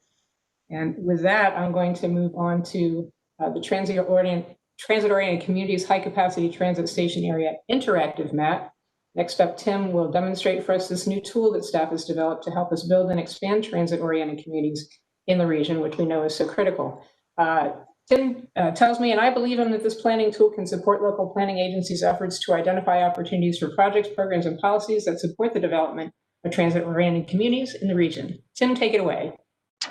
Good afternoon. Thank you, Chair Russell. Hopefully you can see my presentation on the screen and hear me and see me. Yes. It's great to be here today. In your packet was both a memo as well as this PowerPoint presentation that I'm about to give. What you don't have is the demonstration of the tool itself, which I'm also going to give as part of this presentation. So in the interest of time, I'm going to move pretty swiftly through these slides in order to get to the fun part of the presentation, which is the demonstration. As you may be well aware, both the TPB and the COG board have identified transit-oriented communities as a priority focus area for this year. So we went about identifying a series of activities that we could do to support the thinking and understanding the relationship between transportation and land use in the region. Part of this is to really dive into looking at the relationship of jobs and housing and bringing them close together by adding more housing in the region. We have a housing shortfall in the region. We developed housing targets to try to address that, to optimize our investment in transit by promoting growth more toward the regional activity centers in areas with high capacity transit. Activity centers, as you know, are locations that will accommodate future growth and make good investment, return on investment in our transit. And high capacity transit itself is defined in our plan as commuter rail, light rail, bus rapid transit, streetcar, and metro rail. Why are we doing this? In short, because by 2045, we're expecting the number of jobs in this region to grow faster than the number of workers to fill those jobs. If you think about pre-COVID traffic in this region, the implications for that forecast is that we need to bring workers from outside the region to fill these jobs that we're expecting, which will bring more stresses on the transportation system and drive a lot of pressure on housing costs in the region. So we want to look at ways that we can alleviate that and mitigate that. Regional housing targets is certainly one of them, and we hope to bring jobs and housing closer together. Our housing targets call for, in addition to the 320,000 new households that are housing units that are forecast by 2030, in order to maintain the jobs to household ratio in the region that we have now, we would need to add 75,000 additional housing units to this forecast in order to do that, and that's one of our targets, as well as identifying, locating them at 73/4 of those housing units in activity centers in areas near high capacity transit, and 75% should be affordable to low and middle income residents. So these activities that I'm about to show you involve three sets of activities. One is to identify and classify high capacity transit station areas in the region.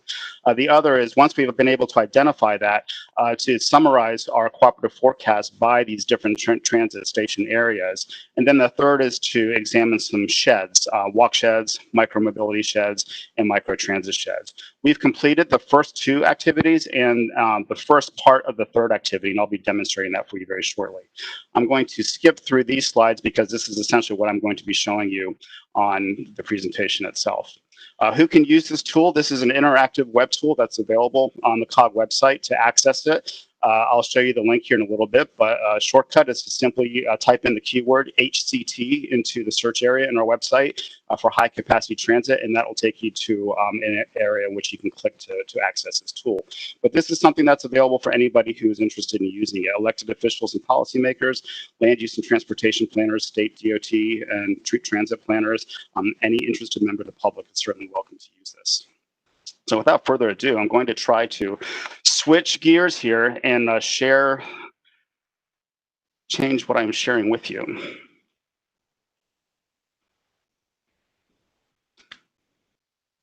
So hopefully what you see now is the map, is a web page. Once you click that link, you'll get to this area, and it has this map embedded within it. You can certainly just click this link down here, and that will open up a new window in which you can see the map a little bit better. Very quickly, what you will see here is a navigation panel on the left-hand side, the map area in the middle, and then an attribute table on the bottom.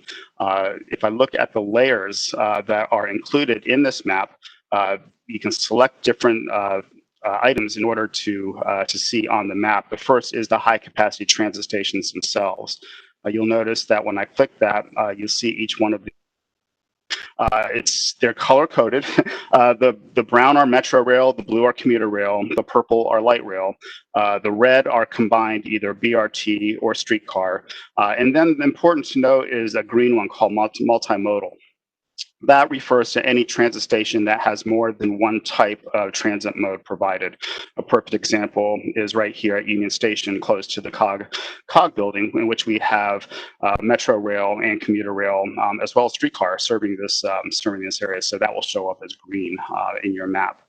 If you want to take a look at the relationship with activity centers, there's a button down here, and all the activity centers display as as gray on the map. We'll also show our equity emphasis areas, so you can see which transit stations are within an equity emphasis area. You can have both clicked on at the same time, and you can see those that are both in activity centers and equity emphasis areas. And also, as part of our transit within reach process, in which we defined the transit access focus areas last summer, which was presented to this group, we identified walk sheds as part of that. And we have incorporated those walk sheds into this tool as well. The way this works is if you go back to these criteria, you can select criteria by identifying. Let's say you want to see which regional activity centers, which high capacity transit stations are within a regional activity center. You simply click that button and it will limit.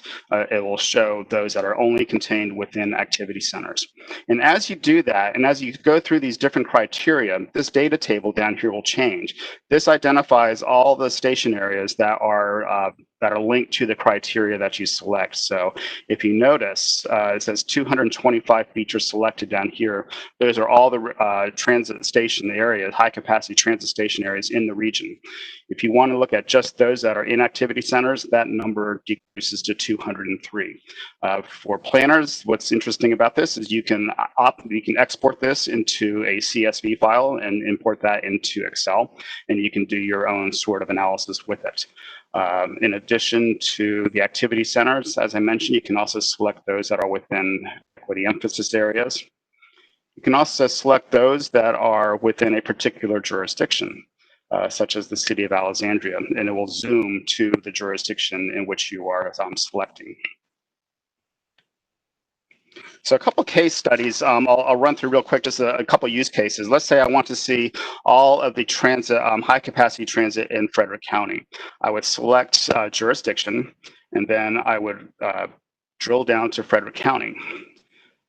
And you'll see that there are 4 dots here, and that corresponds to these 4 records here in the table. Let's say I want to further better understand which of these high capacity transit stations are within equity emphasis areas. You can click in an equity emphasis area, and you'll see that this number reduced to 3 because the Point of Rocks commuter rail station is not in an equity emphasis area. So it is context sensitive like that. If you want to go back to the top, you simply hit this reset button. You can also look at just those that are within the regional core. The regional core is defined as the District of Columbia, Arlington County, and the city of Alexandria. Inner suburbs. So that was the basic functionality that we put into this, and that's identifying and classifying all of the high capacity transit stations. And we were prepared to bring this to the TPB in March. In fact, we were on the agenda originally, and then a very significant regional, national, international event occurred that caused us all to not come into the office. So I'm able to bring it to you for the first time today. But since then, we've added some more functionality. We have added the cooperative forecast to this. That is this tab here. And if you for example, the cooperative forecast let's look at Arlington County. This shows all the high capacity transit stations within Arlington County. And if I want to, since I grouped it by jurisdiction, if I want to see what those forecasts are, if you'll notice that this selection criteria is orange, I can go up to this orange button here and click this, and I'll get a bar chart, and I can mouse over these individual bars and see the forecasts. Now, what's important to note at this point, and we're going to make some enhancements to this, is that these are the forecasts for those high capacity transit station areas within Arlington County. Those are not the total county forecast. And we're going to add some functionality to this so you can actually look at both at some point. You can also do this by individual activity center if you want to look at, let's say, Capitol Hill. We'll zoom in to Capitol Hill. And since that is a purple indicator, you want to go up to the purple icon here, and you can get the similar types of cooperative forecasts. We've got a similar functionality in another tab where we thought, well, what other types of data might be interesting to put in there? And our Department of Community Planning and Services at COG maintains a commercial development inventory as part of that, as part of their work program. And we decided it would be nice to be able to put information like that into it. So we can, again, look at by jurisdiction. I want to go to Montgomery County. And I can look at the number of properties by type that are in high capacity transit station areas in Montgomery County. If I want to look at the floor area by type within Montgomery County, and again, these are just within those station areas, this tool provides that as well. So there's a lot of things you can do to this. We expect to enhance it even further.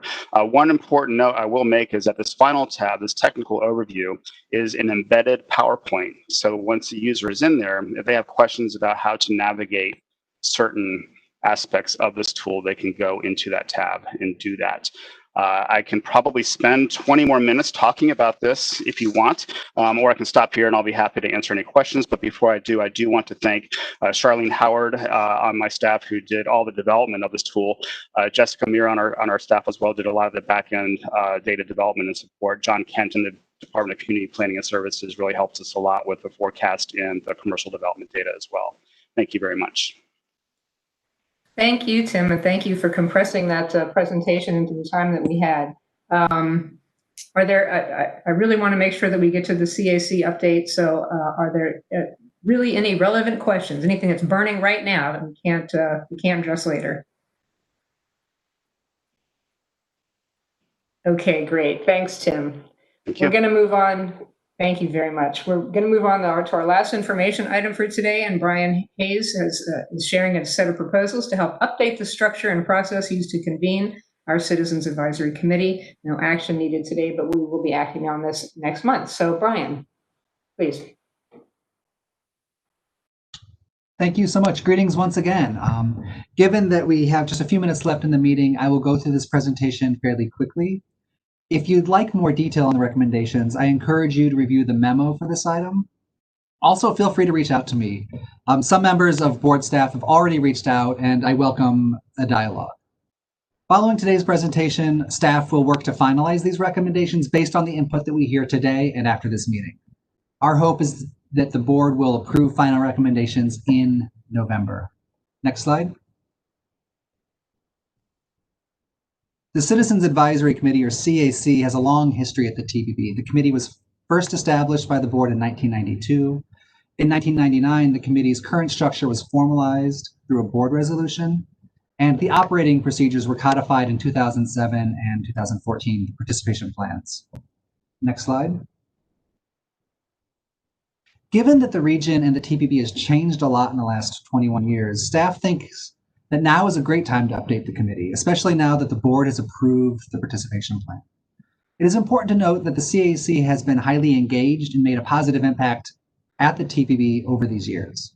This restructure hopes to further support the committee as it strives to continue to have an impact and perform at a high level. We're really proud of the CAC, and this is a way that we kind of hope to support the growth of the committee going forward. This presentation covers staff recommendations for updating the committee. These recommendations have been shared with the State Technical Working Group and the Steering Committee and the Technical Committee and the CAC, and the response has generally been very positive. Also, as Nancy said earlier, the CAC was very enthusiastic about these changes. The goal for this recommendation is kind of threefold. One, we want to ensure that committee members represent the variety of jurisdictions and communities in the National Capital Region. We've got a really large area that we plan for, and we want to make sure that as many of those different areas and as many of the different communities that live in this large area are involved in the process as possible. Also, as Nancy mentioned, we really want to strengthen the relationship between elected officials on the board and the committee, and just kind of better bed the committee into our processes here. And then the final is to modernize operating procedures and member expectations. So now I'm going to go through these recommendations fairly quickly so that we have a little bit of time to talk at the end. Next slide, please. This is something that Kyle mentioned that was talked about the technical committee. The first recommendation is to change the committee name. Changing the committee name is a good way to mark a new era for the committee. The proposed change is to switch from Citizens Advisory Committee to Community Advisory Committee. This will allow us to keep the same initialism of CAC, but the new name is less exclusionary than the current name. It also better reflects committee membership and the advice that we want the committee to be giving to the board. This is kind of community focused. The second recommendation is to update the committee's mission to reflect the board's recommitment to equity, kind of following that resolution that was passed by the board in July. You can see on this slide, those things that are highlighted bold are the new additions, right? So the CAC's mission is to promote public involvement in transportation planning. What we're adding is to advance equitable representation in regional transportation planning. And then the final part of the mission is to provide independent, region-oriented community advice to the TPB on transportation plans, programs, and issues. Next slide, please. The third recommendation is to make the meetings more accessible by hosting the monthly meeting as a mix of in-person and online meetings. The main thing that we're hoping to achieve here is to make it easier for members who live further out in the region to attend the meetings. We have members that sometimes spend an hour or two commuting into the city for the 2-hour meeting and then having another hour commute back. And that's 5 hours a month is a lot to ask of a volunteer. So we really value in-person meetings. We think that they're better. I think the board feels the same way for its meetings. But there's a lot of value to also kind of having a combination of online and in-person meetings. So we're exploring that. The fourth recommendation is to increase the term length and change the meeting schedule. Moving to a 2-year term provides an opportunity for the committee to track and provide input on TPB projects. We all know that transportation planning takes time, and this change in term length kind of better brings the commitment that we're asking for the volunteers in line with the reality of how long transportation planning takes. We're also proposing that the committee meet 21 times during the term, right? Both Augusts we don't meet, and then the 1st of January, so January 2021, the committee would not meet because they aren't approved until the January board meeting. The fifth recommendation is to provide more training before the first meeting to help bring new members up to speed and make sure that the committee members share a common foundational understanding for who the TPB is, the role that it plays in the region, and how the committee fits in at the TPB. Next slide. The sixth recommendation is to clarify member expectations around attendance and behavior. It will also provide more clarity around what it means to be a CAC member and who the CAC members represent. We're also exploring the idea of requiring each committee member to collaborate with me, the staffer for the committee, to write a brief that is shared with the committee that highlights transportation realities and opportunities in their community. We're hoping that we can kind of collaborate with the board members and technical committee members and the CAC member on this process. It's a way to kind of, again, strengthen those relationships and kind of make the committee members more accountable to representing what's going on in their community to the committee. The seventh recommendation is a big one. This is the biggest recommendation that we're making. We are proposing to update the committee structure. The purpose of this recommendation is to shift the focus from state level input to focus more input from the TPB member jurisdictions, allowing for a fuller geographic representation on the committee. To do this, we are shifting from an equal number of members from the 3 states to selecting membership from the 3 TPB subregions that Ken mentioned in his presentation earlier. That's the core, the inner suburbs, and the outer suburbs. This recommendation is supported by years of TPB data that shows that people's transportation experiences correlate more with their proximity to the core than they do to the state that they live in. Staff also recommend increasing the number of members from 15 to 21. Our recommendation is that 5 members be selected from each of these TPB subregions, but we're also setting aside 6 additional at-large members who will be selected to ensure that the committee represents racial and ethnic diversity of the region, while also maintaining the diversity of perspectives on transportation and more. You know, there's a lot of TPB member jurisdictions that have not had, in the last, say, 10 years, representation on the committee. And we want to make sure that we do a better job at making sure that places like the City of Falls Church or the City of Fairfax or the City of Greenbelt or Tacoma Park have representation on the committee kind of over time. So these at-large members give us an opportunity to be selective and to bring balance to the committee. Next slide, please. And our final recommendation is to update the process for selecting members. Currently, staff turn over all of the completed applications to the incoming TPB officers who make the decision. Those 3 officers choose 9 members and then alternates. Additionally, the committee gets to vote on 6 members that they would like to return the following year. So this combination of CAC selections and TPB officer selections are voted upon at the January TPB meeting. The recommended change is that staff are going to develop selection criteria to assess with processing the applications. Based on that criteria, staff will make a recommendation to the incoming TPB officers. Those officers will review the recommendations, but they'll also have access to all of the completed applications. The officers will then either kind of accept those recommendations or make revisions as they see fit. And then those revisions or those nominations will be shared with the board in January, and the board will vote to approve them. Next slide, please. As I mentioned at the beginning, I welcome comments from the board. Feel free to bring them up here or send me an email message. These recommendations that I presented today are not final. I do hope to start accepting applications this week once we get a sense for how the board feels about these recommendations moving forward. And our goal is to share final recommendations with the board for approval in November. So there's still an opportunity to shape what the recommendations become. New members will be selected in January 2021, and the new CAC will start in February 2021.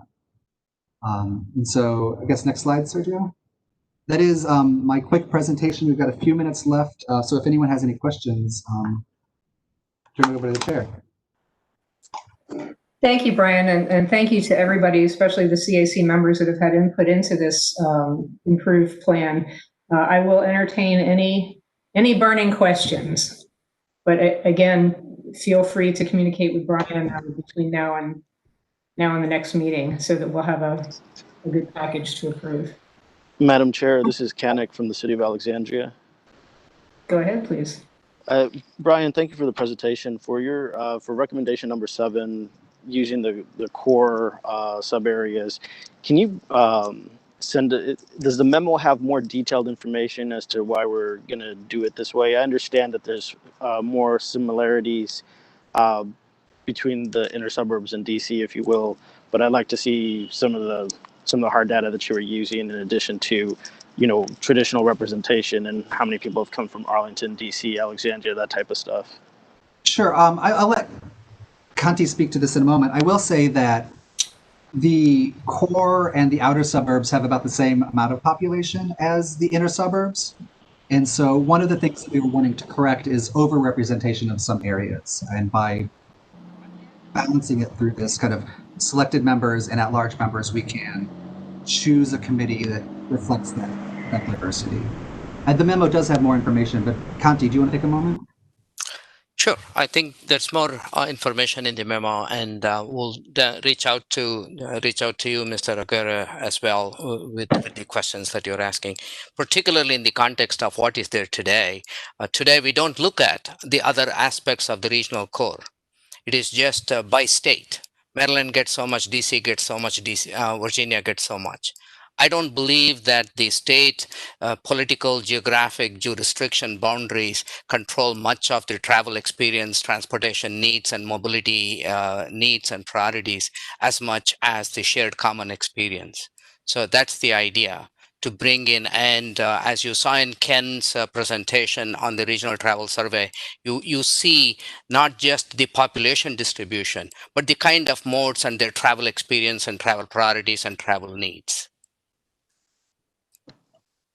This is Sakina Khan from the DC Office of Planning. I also wanted to offer up a comment on the same item regarding committee structure. The changes in the proposal regarding committee structure, we feel, would dilute the District of Columbia and in the jurisdiction's participation on this important committee, potentially creating problematic biases for certain types of residents and areas. District Office of Planning and DDOT, along with Arlington County, have submitted a position on this issue into the TPB file. And we look forward to working with TPB staff along with DDOT and our regional peers to address the issues that we're flagging and to refine the recommendations in advance of the November TPB meeting. Thank you. And as we have said in the past, the question is it equality that we are pursuing or is it equity? So there are different ways of doing this. No one way will be acceptable to everybody. We can look at different options. For example, for funding, we look at funding by proportional to the population. Should that be how we can look at participation in the CAC as well? So there are different ways of doing it. But the larger point is, I think the TPB is saying we need to think regionally. Thinking regionally requires looking beyond jurisdictional boundaries. So I think that is the balance that we're trying to stake. How do we, even though we are all representing individual jurisdictions, but as a board here, how do we bring that regional focus? How do we bring that collective ambition, collective commitment, whether it is climate change, whether it is addressing congestion, whether it is reducing single occupant vehicles, whatever the ambitions, aspirations are, how do we do that if we continue to look at jurisdictional and say, this is my piece? I think that's the challenge. And I appreciate that feedback, Conti, and that perspective, and we would like to further discuss with you after the meeting. Yeah, and I would agree with that too. I'm just not convinced at this moment that this is the best way to do it. But I'm open to having the conversation to learn a little bit more. So thank you, Director Conti. Thank you. Thank you for those comments, and please do forward any thoughts that you have so we can incorporate them and make sure that we have the best package we can to move this forward and to continue to work really closely with our community, because it's why we're here. So with that, I am going to bring us to a close. We've run a little bit over, but thank you all for your patience, your time, and your participation. Have a great week. Thank you. Thanks, everyone. Thanks, Kelly. Take care. Thanks, everyone. Thank you. Take care.